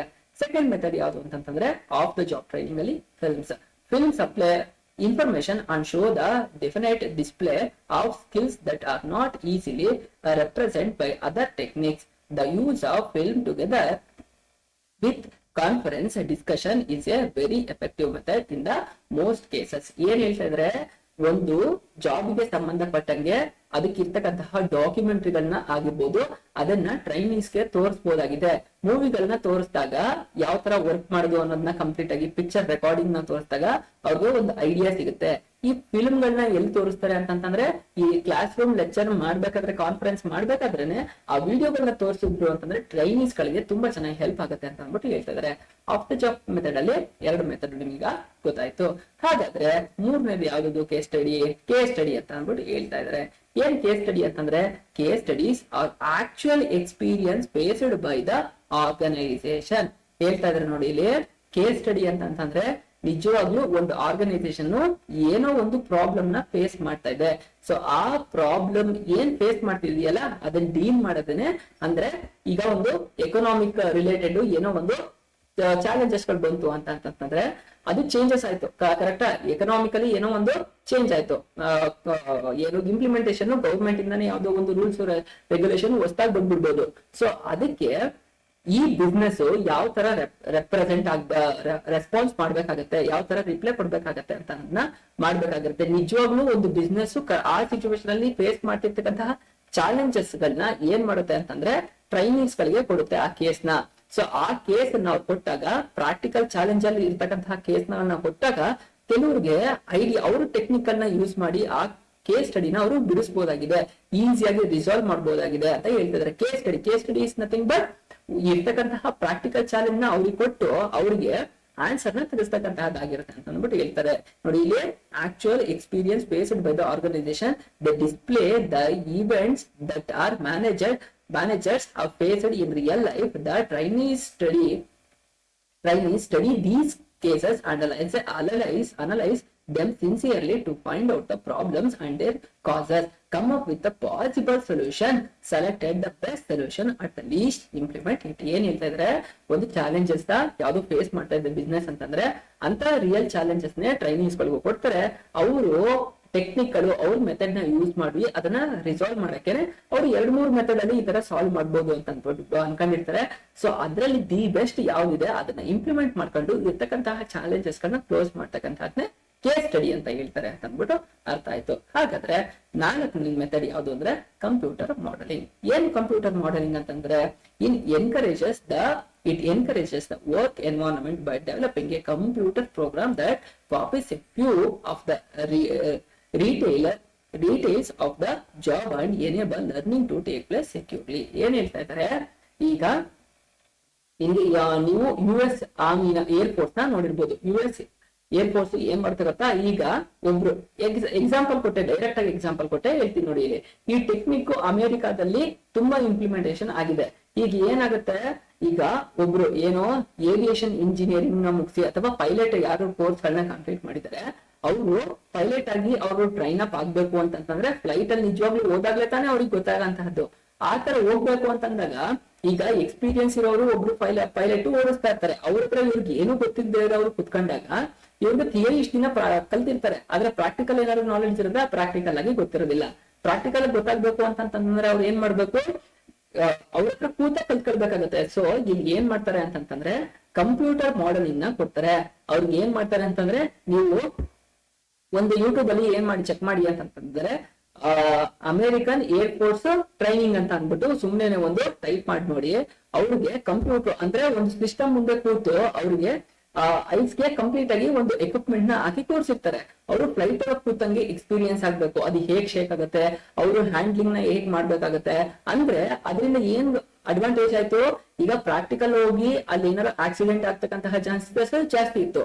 ಬಟ್ ಈ ಕಂಪ್ಯೂಟರ್ ಮಾಡೆಲಿಂಗ್ ಇದ್ದಾಗ ನೀವು ಕೆಲವು ಸಲ ಯಾವ್ದು ಮಾಲ್ಗಳಿಗೆ ಹೋದಾಗ ನೀವು ಒಂದ್ ಕುತ್ಕೊಂಡು ಆ ಬೈಕ್ ಅಲ್ಲೇನೆ ಬ್ಯಾಲೆನ್ಸ್ ಮಾಡಿ ಅಥವಾ ಕಾರ್ಗಳನ್ನೇ ಓಡಿಸ್ಬಿಟ್ಟು ನೀವು ಎಕ್ಸ್ಪೀರಿಯನ್ಸ್ ನ ತಗೊಂಡಿರ್ತೀರಾ, ಆ ಗೇಮ್ ಗಳನ್ನ ನೀವು ಆಡಿರ್ತೀರಾ ಆಕ್ಚುಲಿ. ಸೊ ಅವಾಗ ಏನಾಗುತ್ತೆ, ನೀವು ರೋಡ್ ಮೇಲೆ ಅಂತೂ ಓಡಿಸ್ತಿರಲ್ಲ ಗಾಡಿ, ಆದ್ರೆ ಅಲ್ಲಿ ಕೂತು ಗಾಡಿಗಳನ್ನ ರೈಡ್ ಮಾಡ್ಬೇಕಾದ್ರೆ ನಿಮ್ಗೇನೋ ನಾಲೆಜ್ ಸಿಗುತ್ತೆ, ಓ ವೆಹಿಕಲ್ ನ ಈ ತರ ಓಡಿಸ್ಬೇಕು, ಈ ತರ ಓಡಿಸ್ಬಾರ್ದು ಅಂತ. ಸೊ ಕಂಪ್ಯೂಟರ್ ಮಾಡೆಲಿಂಗ್ ಮೂಲಕ ಅಲ್ಲಿ ಏರ್ಪೋರ್ಟ್ಸ್ ಅಲ್ಲಿ ಫ್ಲೈಟ್ ನ ಯಾವ ತರ ತಿರುಗಿಸ್ಬೇಕು, ಯಾವ ತರ ತಿರುಗಿಸ್ಬಾರ್ದು, ಫ್ಯೂಯಲ್ ಕನ್ಸಂಪ್ಷನ್ ಜಾಸ್ತಿ ಆಗುತ್ತಾ ಕಮ್ಮಿ ಆಗುತ್ತಾ ಅಂತ ಕಂಪ್ಯೂಟರ್ ಮಾಡೆಲಿಂಗ್ ಇಂದ ಅವರಿಗೆ ಐಡಿಯಾ ಸಿಕ್ಬಿಡುತ್ತೆ. ಸೊ ಕಂಪ್ಯೂಟರ್ ಮಾಡೆಲಿಂಗ್ ಮಾಡೋದಿದೆಯಲ್ಲ, ಅದು ಕೂಡ ಆಫ್ ದ ಜಾಬ್ ಟ್ರೈನಿಂಗ್ ಒಂದ್ ಮೆಥಡ್ ಆಗಿದೆ ಅಂತ ಅಂದ್ಬಿಟ್ಟು ಹೇಳ್ತಾ ಇದ್ದಾರೆ. ಹಾಗಾದ್ರೆ ನೆಕ್ಸ್ಟ್ ಮೆಥಡ್ ಯಾವುದು ಅಂತಂದ್ರೆ ವೆಸ್ಟಿಬಲ್ ಟ್ರೈನಿಂಗ್. ಏನ್ ವೆಸ್ಟಿಬಲ್ ಟ್ರೈನಿಂಗ್ ಅಂತಂದ್ರೆ, in vestibular training, the employee are given the training on the equipment that they will to be used during their job. ಏನ್ ವೆಸ್ಟಿಬಲ್ ಟ್ರೈನಿಂಗ್ ಅಂತಂದ್ರೆ, ಯಾವ ಎಂಪ್ಲಾಯಿ ಒಂದು ಎಕ್ವಿಪ್ಮೆಂಟ್ ನ ಇಟ್ಕೊಂಡು ಕೆಲಸ ಮಾಡ್ತಾನೆ ಇಂಡಸ್ಟ್ರಿ ಒಳಗೆ, ಆ ಟ್ರೈನಿಂಗ್ ನ ಕೊಡ್ತಕ್ಕಂಥದ್ದು. ಏನ್ ಇಕ್ವಿಪ್ಮೆಂಟ್ ನ ಯೂಸ್ ಮಾಡಿ ಕೆಲಸ ಮಾಡ್ತಾರಲ್ಲ, ಆ ಎಕ್ವಿಪ್ಮೆಂಟ್ ನ ಹೇಗೆ ಯೂಸ್ ಮಾಡೋದು ಅನ್ನೋದನ್ನ ಹೇಳ್ಕೊಡೋದಾಗಿದೆ. This method is used when the employees need to handle advanced or complex equipment of a machinery. ಇದನ್ನ ಯಾವಾಗ ಯೂಸ್ ಮಾಡ್ತಾರೆ ಅಂತಂದ್ರೆ, ಒಬ್ಬ ಎಂಪ್ಲಾಯಿ ದೊಡ್ಡ ಪ್ರಮಾಣದಂತಹ ಒಂದು ಮೆಷಿನರಿಗಳನ್ನ ಅಥವಾ ಕಾಂಪ್ಲೆಕ್ಸ್ ಇರ್ತಕ್ಕಂತಹ ಸಿಚುವೇಶನ್ ನ ಯೂಸ್ ಎಕ್ವಿಪ್ಮೆಂಟ್ ನ ಯಾವಾಗ ಯೂಸ್ ಮಾಡ್ತಾನೆ ಅಂತ ಟ್ರೈನಿಂಗ್ ಅಲ್ಲಿ ಎಂತ ಟೈಮ್ ಅಲ್ಲಿ ಅವನಿಗೆ ಆ ತರದ ವೆಸ್ಟಿಬಲ್ ಟ್ರೈನಿಂಗ್ಸ್ ಗಳನ್ನ, ಅಂದ್ರೆ ಎಕ್ವಿಪ್ಮೆಂಟ್ ಗಳನ್ನ ಯಾವ ತರ ಡೀಲ್ ಮಾಡ್ಬೇಕು, ಎಕ್ವಿಪ್ಮೆಂಟ್ ಸಹಾಯದಿಂದ ಹೇಗೆ ಕೆಲಸಗಳನ್ನ ಮಾಡ್ಬೇಕು ಅನ್ನೋದು ಹೇಳ್ಕೊಡುವಂತಹದ್ದಾಗಿರುತ್ತೆ. ಇಂಥದ್ದು ಯಾವ್ಯಾವ್ದ್ರಲ್ಲಿ ಏವಿಯೇಷನ್ ಅಲ್ಲಿ ಮತ್ತೆ ಮ್ಯಾನುಫ್ಯಾಕ್ಚರಿಂಗ್ ಅಲ್ಲಿ ತುಂಬಾ ಕಾಮನ್ ಆಗಿರುತ್ತೆ ಅಂತ ಅಂದ್ಬಿಟ್ಟು ಹೇಳ್ತಾ ಇದ್ರೆ. ಲಾಸ್ಟ್ ಗೈಸ್, ನಿಮ್ಮ ಈ ಚಾಪ್ಟರ್ ನ ಲಾಸ್ಟ್ ಟಾಪಿಕ್ ಮತ್ತೆ ಮೆಥಡ್ ಅಲ್ಲಿ ಈ ಅಂಡರ್ ಅಲ್ಲಿ ಆಫ್ ದ ಜಾಬ್ ಮೆಥಡ್ ಅಲ್ಲಿ ಬರ್ತಕ್ಕಂತಹ ಲಾಸ್ಟ್ ಕಾನ್ಸೆಪ್ಟ್ ಆಗಿದೆ programmed instruction. Such A method include A predetermined and proposed acquisition of some benefits, skills or general knowledge. Under this method, some useful information is broken into meaningful units, and these units are arranged in a proper way to form a logical and sequential learning. Packaging example from simple to complex. ಏನ್ ಹೇಳ್ತಾ ಇದ್ರೆ, program instruction ನಲ್ಲಿ ಒಬ್ರು ಇದುವೇ ಕೂಡ ಒಂದು class room ಅಲ್ಲಿ ನಡೀತಕ್ಕಂತಹದ್ದಾಗಿರುತ್ತೆ. ಈ ಇನ್ಸ್ಟ್ರಕ್ಷನ್ ಅಲ್ಲಿ ನೀವ್ ಏನ್ ಕೆಲಸಗಳನ್ನ ಮಾಡ್ಬೇಕು ಅಂತ ಅಂದ್ಬಿಟ್ಟು ಸಿಂಪಲ್ ಮೆಥಡ್ ಇಂದ ಮ್ಯಾಕ್ಸಿಮಮ್ ಏನ್ ಡಿಫಿಕಲ್ಟಿ ನೀವು ಫೇಸ್ ಮಾಡ್ತಿರಲ್ಲ ಅಂತದನ್ನ ಎಂಪ್ಲಾಯಿ ಒಬ್ಬ ಆರ್ಗನೈಸೇಷನ್ ಗೆ ಜಾಯಿನ್ ಆದ ಅಂತಂದ್ರೆ ಅವನಿಗೆ ಸಿಂಪಲ್ ಆಗಿ ಫಸ್ಟ್ ಎಕ್ವಿಪ್ಮೆಂಟ್ ಗಳನ್ನ ಹೆಂಗ್ ಯೂಸ್ ಮಾಡ್ಬೇಕು ಹ್ಯಾಂಡ್ಲಿಂಗ್ ಅಂತ ಅಂದ್ಬಿಟ್ಟು ಹೇಳ್ಕೊಡೋಂತದ್ದಾಗಿರುತ್ತೆ. ಫಸ್ಟ್ ಅದು ಬೇಸಿಕ್ ಯಾವ ಎಕ್ವಿಪ್ಮೆಂಟ್ ಅಂತ ಇನ್ಫಾರ್ಮೇಶನ್ ಕೊಡ್ತಕ್ಕಂತಹದ್ದು. ಇನ್ಫಾರ್ಮೇಶನ್ ಕೊಟ್ಟಾದ್ಮೇಲೆ ಯಾವ ಮಿಷನ್ ಯಾವ ತರ ಹ್ಯಾಂಡಲ್ ಮಾಡ್ಬೇಕು ಅಂತ ಹೇಳ್ಕೊಡುವಂತಹದ್ದು. ಅದಾದ್ಮೇಲೆ ಹೇಳ್ಕೊಟ್ಟಾದ್ಮೇಲೆ ಇನ್ ಏನಂತ ಹೇಳ್ತಾರೆ, ಅದನ್ನ ನಿಧಾನಕ್ಕೆ ದೊಡ್ಡ ಲೆವೆಲ್ ಅಲ್ಲಿ ನಿಮ್ಗೆ ಏನೇನ್ ಚಾಲೆಂಜಸ್ ಗಳು ಬರುತ್ತೆ. ಸಿಂಪಲ್ ಆಯ್ತು, ಫಸ್ಟ್ ಕಾನ್ಸೆಪ್ಟ್ ಸಿಂಪಲ್, ಯಾವ್ಯಾವ ಎಕ್ವಿಪ್ಮೆಂಟ್ಸ್ ಇದೆ, ನೆಕ್ಸ್ಟ್ ಏನು ಯಾವ್ಯಾವ ಎಕ್ವಿಪ್ಮೆಂಟ್ಸ್ ಹೇಗೆ ಯೂಸ್ ಮಾಡ್ಬೇಕು, ಯಾವ್ಯಾವ ಎಕ್ವಿಪ್ಮೆಂಟ್ ಸಹಾಯದಿಂದ ಏನಾದ್ರು ಪ್ರಾಬ್ಲಮ್ ಆಯ್ತು ಅಂತಂದ್ರೆ ಆ ಟೈಮಲ್ಲಿ ಅದನ್ನ ಹೇಗೆ ರೆಸ್ಪಾನ್ಸ್ ಮಾಡ್ಬೇಕು ಅಥವಾ ರಿಯಾಕ್ಟ್ ಮಾಡಿ ಅದಕ್ಕೆ ಕರೆಕ್ಟ್ ಆಗಿ ಸಾಲ್ವ್ ಮಾಡ್ಬೇಕು, ಪ್ರಾಬ್ಲಮ್ ಸಾಲ್ವ್ ಮಾಡ್ಬೇಕು ಅಂತ ಅನ್ನೋದು ಕಂಡ್ಕೊಳ್ಳುವಂತಹದ್ದಿದೆ. ಅದನ್ನ ಪ್ರೋಗ್ರಾಮ್ ಇನ್ಸ್ಟ್ರಕ್ಷನ್ಸ್ ಅಂತ ಅಂದ್ಬಿಟ್ಟು ಹೇಳ್ತಾ ಇದಾರೆ. ಇಲ್ಲಿಗೆ ಕಂಪ್ಲೀಟ್ ಆಗಿ ಯಾವ್ದು ಕಾನ್ಸೆಪ್ಟ್ ಇದ್ದು of the job method different types ಗಳು 6 ಮುಗೀತು. On the job training method ಗಳು 4 ಮುಗೀತು. Of the job training method ಗಳು ಮುಗೀತು. ಹಾಗೆ ಇಡೀ ಎಂಟೈರ್ ಚಾಪ್ಟರ್ ಏನಿದೆ ಸ್ಟಾಫಿಂಗ್ ಕಂಪ್ಲೀಟ್ ಆಗಿದೆ. ಇನ್ನು ನಿಮ್ಗೆ ಏನಾದ್ರು ಡೌಟ್ ಇದ್ರೆ ಕೇಳ್ಬೋದು. ಗೈಸ್ ಎಂಡ್ ಮಾಡಕ್ಕಿಂತ ಮುಂಚೆ ಇಡೀ ಚಾಪ್ಟರ್ ನ ಏನ್ ಮಾಡಿದ್ದು ಅಂತ ಅಂದ್ಬಿಟ್ಟು ಕಂಪ್ಲೀಟ್ ಆಗಿ ರಿವೈಸ್ ಮಾಡ್ಬಿಡೋಣ. ಸೊ ನಿಮ್ಗೆ ಕಂಪ್ಲೀಟ್ ಆಗಿ ಈ ಚಾಪ್ಟರ್ ಬಗ್ಗೆ ಐಡಿಯಾ ಸಿಗ್ತಾ ಹೋಗುತ್ತೆ. ನಾವು ನೋಡಿದ್ ಯಾವ್ದು ಸ್ಟಾಫಿಂಗ್ ಅನ್ನಂತಹ ಚಾಪ್ಟರ್. ಸ್ಟಾಫಿಂಗ್ ಅಂತಂದ್ರೇನು, ಆಯ್ಕೆ ಅಂತ ಅಂದ್ಬಿಟ್ಟು ಸಿಬ್ಬಂದಿ ಬೇಕಾಗಿರ್ತಕ್ಕಂತಹ ಸಿಬ್ಬಂದಿಗಳನ್ನ ಒಂದು ಆರ್ಗನೈಸೇಷನ್ ಗೆ ತಗೊಳ್ತಕ್ಕಂತಹದ್ದು ಸಿಬ್ಬಂದಿ ಅಂತ ಕರೀತಾರೆ. ಇದು ನಿಮ್ಮ ಎಕ್ಸಾಮ್ ಪಾಯಿಂಟ್ ಆಫ್ ವ್ಯೂ ಅಲ್ಲಿ 5 ಕ್ವಶನ್ ಕೇಳ್ತಾರೆ, 16 ಮಾರ್ಕ್ಸ್ ಸ್ಕೋರ್ ಮಾಡ್ಬೋದು ಅಂತ ಹೇಳಿದೀನಿ. ಮೀನಿಂಗ್ ಅಂತಂದ್ರೇನು, ಸ್ಟಾಫಿಂಗ್ ಅದ್ರ ಇಂಪಾರ್ಟೆನ್ಸ್ ಏನು, ಸ್ಟಾಫ್ ಒಂದು ಹ್ಯೂಮನ್ ರಿಸೋರ್ಸ್ ನ ಪಾರ್ಟ್ ಆಗಿ ಹೇಗೆ ಸ್ಟಾಫಿಂಗ್ ವರ್ಕ್ ಆಗುತ್ತೆ ಅನ್ನೋದು. ಸ್ಟಾಫಿಂಗ್ ಪ್ರೋಸೆಸ್ 8 ಮಾರ್ಕ್ಸ್ ಗೆ ಕೇಳ್ತಕ್ಕಂತಹ ಕ್ವಶನ್ ಆಗಿದೆ. ಸೊ ಅಂತ ಅಂದ್ಬಿಟ್ಟು ಅದರಲ್ಲಿ ಬರ್ತಕ್ಕಂತಹ ಕಾನ್ಸೆಪ್ಟ್ ನ ಕಂಪ್ಲೀಟ್ ಆಗಿ ಎಕ್ಸ್ಪ್ಲೈನ್ ಮಾಡ್ತೀನಿ. ಹಾಗೆ ಆಸ್ಪೆಕ್ಟ್, ಬೇರೆ ಆಸ್ಪೆಕ್ಟ್ ಏನು, ರಿಕ್ರೂಟ್ಮೆಂಟ್ ಅಂದ್ರೇನು, ಸೆಲೆಕ್ಷನ್ ಅಂದ್ರೇನು, ಪ್ಲೇಸ್ಮೆಂಟ್ ಅಂದ್ರೇನು, ಓರಿಯೆಂಟೇಷನ್ ಅಂತಂದ್ರೇನು, ಅದ್ರ ಮೀನಿಂಗ್ ನ ಕಂಪ್ಲೀಟ್ ಆಗಿ ಮಾಡಿದೀನಿ. Source of recruitment, internal source of recruitment, external source of recruitment. Internal ಬರ್ತಕ್ಕಂತಹ ಟ್ರಾನ್ಸ್ಫರ್ ಮತ್ತೆ ಪ್ರಮೋಷನ್ ಕಂಪ್ಲೀಟ್ ಆಗಿ ಎಕ್ಸ್ಪ್ಲೈನ್ ಮಾಡಿದೀನಿ. ಎಕ್ಸ್ಟರ್ನಲ್ ಸೋರ್ಸ್ ಆಫ್ ರಿಕ್ರೂಟ್ಮೆಂಟ್ ಅಲ್ಲಿ ಬರ್ತಕ್ಕಂತಹ 10 ಕಾನ್ಸೆಪ್ಟ್ ಗಳು ಏನಿದೆ ಅದನ್ನ ಕಂಪ್ಲೀಟ್ ಆಗಿ ಅರ್ಥ ಮಾಡ್ಕೊಂಡಿದ್ರೆ ಕ್ಲೀನ್ ಆಗಿ ಅರ್ಥ ಆಗಿದೆ. ಸೊ ಅದ್ರದ್ದು ಮೆರಿಟ್ಸ್ ಮತ್ತೆ ಡಿಮೆರಿಟ್ಸ್ ಎಲ್ಲ ಅರ್ಥ ಆಯ್ತು. ಹಾಗೆ ಫೈನಲ್ ಆಗಿ ಸೆಲೆಕ್ಷನ್ ಅಂತಂದ್ರೇನು, ಸೆಲೆಕ್ಷನ್ ಮಾಡ್ಬೇಕು. ರಿಕ್ರೂಟ್ಮೆಂಟ್ ಅಂತಂದ್ರೆ ನೇಮಕಾತಿಯಲ್ಲಿ ಬಂದಿರತಕ್ಕಂತಹ ಅಪ್ಲಿಕೇಶನ್ ಸೆಲೆಕ್ಟ್ ಮಾಡ್ಬೇಕು. ಸೆಲೆಕ್ಟ್ ಅಂದ್ರೆ ಆಯ್ಕೆ ಮಾಡ್ಬೇಕು. ಆ ಆಯ್ಕೆನ ಹೇಗ್ ಮಾಡ್ತೀವಿ ಅನ್ನೋದನ್ನ ಕಂಪ್ಲೀಟ್ ಆಗಿ ನೀವು ಅರ್ಥ ಮಾಡ್ಕೊಂಡಿದ್ದೀರಾ. ಅದರಲ್ಲಿ ಬರ್ತಕ್ಕಂತಹ ಟೆಸ್ಟ್ ಗಳು ಯಾವ್ದು, ಸೆಲೆಕ್ಷನ್ ಪ್ರೋಸೆಸ್ ಯಾವ ತರ ನಡೆಯುತ್ತೆ ಅಂತ ಅಂದ್ಬಿಟ್ಟು ಕಂಪ್ಲೀಟ್ ನೋಡಿದ್ರೆ ಪ್ರಿಲಿಮಿನರಿ ಸ್ಕ್ರೀನಿಂಗ್ ಆಗಿದೆ, ಸೆಲೆಕ್ಷನ್ ಟೆಸ್ಟ್ ಆಗಿರ್ಲಿ, ಎಂಪ್ಲಾಯಿ ಇಂಟರ್ವ್ಯೂ ಆಗಿರ್ಲಿ. ಸೊ ಇದರಲ್ಲಿ ಬರ್ತಕ್ಕಂಥ ಸ್ಟೆಪ್ಸ್ ಕಂಪ್ಲೀಟ್ ಆಗಿ 8 ಸ್ಟೆಪ್ಸ್ ಅರ್ಥ ಮಾಡ್ಕೊಂಡಿದ್ದೀರಾ. ಆ 8 ಸ್ಟೆಪ್ ನಿಮ್ಮ ಎಕ್ಸಾಮ್ ಪಾಯಿಂಟ್ ಆಫ್ ವ್ಯೂ ಅಲ್ಲಿ 8 ಮಾರ್ಕ್ಸ್ ಗೆ ಬರ್ತಕ್ಕಂತಹ ಚಾನ್ಸಸ್ ಇರುತ್ತೆ ಅಂತ ಈಗಾಗಲೇ ಹೇಳಿದೀನಿ. ಟ್ರೈನಿಂಗ್ ಮತ್ತೆ ಡೆವಲಪ್ಮೆಂಟ್ ಅಂತಂದ್ರೆ ಏನು ಮೀನಿಂಗು, ಹಾಗೆ ಅದಕ್ಕೂ ಇರ್ತಕ್ಕಂತಹ ಡಿಫ್ರೆನ್ಸಸ್ ಗಳು ಏನು ಅನ್ನೋದು, ಟ್ರೈನಿಂಗ್ ನ ಕೊಡೋದ್ರಿಂದ ಒಂದು ಆರ್ಗನೈಸೇಷನ್ ಗೆ ಏನು ಹೆಲ್ಪ್ ಆಗುತ್ತೆ, ಮತ್ತೆ ಎಂಪ್ಲಾಯಿಗಳಿಗೆ ಏನ್ ಅಡ್ವಾಂಟೇಜ್ ಅಂತ ಅಂದ್ಬಿಟ್ಟು, ಹಾಗೆ ಫೈನಲ್ ಆಗಿ ಟ್ರೈನಿಂಗ್ ಮೆಥಡ್ ಗಳು ಯಾವ್ಯಾವ್ದಿದೆ, on the job training method, off the job training method, on the job training ಅಲ್ಲಿ ಬರ್ತಕ್ಕಂತಹ apprenticeship training programme, coaching, internship training ಮತ್ತೆ ಜಾಬ್ ರೊಟೇಷನ್ ಇಷ್ಟು ಅರ್ಥ ಮಾಡ್ಕೊಂಡಿದೀವಿ. ಆಫ್ ದ ಜಾಬ್ ಮೆಥಡ್ ಅಲ್ಲಿ ಯಾವ್ಯಾವುದು conference, film, case study, computer modelling, ಹಾಗೆ vestibule training ಮತ್ತೆ ಪ್ರೋಗ್ರಾಮ್ ಇನ್ಸ್ಟ್ರಕ್ಷನ್ ಕಂಪ್ಲೀಟ್ ಆಗಿ ಅರ್ಥ ಮಾಡ್ಕೊಂಡಿದ್ದೀವಿ. ಗೈಸ್ ಇಲ್ಲಿಗೆ ನಿಮ್ಮ second PUC business studies 6th chapter ಆದಂತಹ ಸ್ಟಾಫಿಂಗ್ ಚಾಪ್ಟರ್ ಕಂಪ್ಲೀಟ್ ಆಯ್ತು. ಇನ್ನು ಡೌಟ್ ಏನಾದ್ರು ಇತ್ತು ಅಂತಂದ್ರೆ ಕೇಳಿ, ನಾನು ಕ್ಲಾರಿಫಿಕೇಶನ್ ಕೊಡ್ತೀನಿ. ಈ ಚಾಪ್ಟರ್ ಗೆ ಸಂಬಂಧಪಟ್ಟಂಗೆ ಟೆಕ್ಸ್ಟ್ ಬುಕ್ ಲಿಂಕ್ ಅನ್ನ ಡಿಸ್ಕ್ರಿಪ್ಷನ್ ಅಲ್ಲಿ ಕೊಟ್ಟಿದ್ದೀನಿ, ಡೌನ್ಲೋಡ್ ಮಾಡ್ಕೊಂಡು ನೋಡಿ. ನೀವು ಏನ್ ಮಾಡ್ಬೇಕು ಈಗ ಅಂತಂದ್ರೆ ಒಂದು ಕ್ವಿಕ್ ರಿವಿಷನ್ ಮಾಡ್ಕೊಬಿಡಿ, ನಿಮ್ಗೆ ಅರ್ಥ ಆಗ್ತಾ ಹೋಗುತ್ತೆ. ಯಾವ್ದು ನಿಮ್ಮ ಹತ್ರ ಏನಿದೆ, ಯಾವ್ದು ಇನ್ನ ಬುಕ್ ಅಲ್ಲಿ ಇದೆ ಅದನ್ನ ರೆಫರೆನ್ಸ್ ಮಾಡಿ ಕ್ಲೀನ್ ಆಗಿ ಅರ್ಥ ಆಗ್ತಾ ಹೋಗುತ್ತೆ. ಅಥವಾ ಗೈಡ್ ಏನಾದ್ರು ಯೂಸ್ ಮಾಡ್ತಾ ಇದ್ರಲ್ಲ ಆ ಗೈಡ್ ಚೆಕ್ ಮಾಡಿದ್ರು ಕಂಪ್ಲೀಟ್ ಆಗಿ ನಿಮ್ಗೆ ಅರ್ಥ ಆಗ್ತಾ ಹೋಗುತ್ತೆ. ಸೊ ಮತ್ತೆ ನೆಕ್ಸ್ಟ್ ಚಾಪ್ಟರ್ ಅಲ್ಲಿ ನೆಕ್ಸ್ಟ್ ವಿಡಿಯೋಗಳಲ್ಲಿ ಸಿಗ್ತಾ ಹೋಗೋಣ. ವಾಟ್ಸ್ಆಪ್ ಗ್ರೂಪ್ ಮತ್ತೆ ಟೆಲಿಗ್ರಾಮ್ ಗ್ರೂಪ್ ಎಲ್ಲ ಇದೆ, ಇದಕ್ಕೆ ಜಾಯಿನ್ ಆಗಿ ಅಂತ ಈಗಾಗಲೇ ಸುಮಾರು ಸಲ ಹೇಳಿದೀನಿ. ಅದಕ್ಕೂ ಆಗಿಲ್ಲ ಅಂತಂದ್ರೆ ಜಾಯಿನ್ ಆಗಿ ನಿಮ್ಮ ಫ್ರೆಂಡ್ಸ್ ಗಳಿಗೂ ಶೇರ್ ಮಾಡಿ, ಅವ್ರಿಗೂ ಕೂಡ ನಾಲೆಡ್ಜ್ ಗೇನ್ ಆಗ್ತಾ ಹೋಗುತ್ತೆ. ಮತ್ತೆ ನೆಕ್ಸ್ಟ್ ವಿಡಿಯೋಗಳಲ್ಲಿ ಸಿಗ್ತಾ ಹೋಗೋಣ.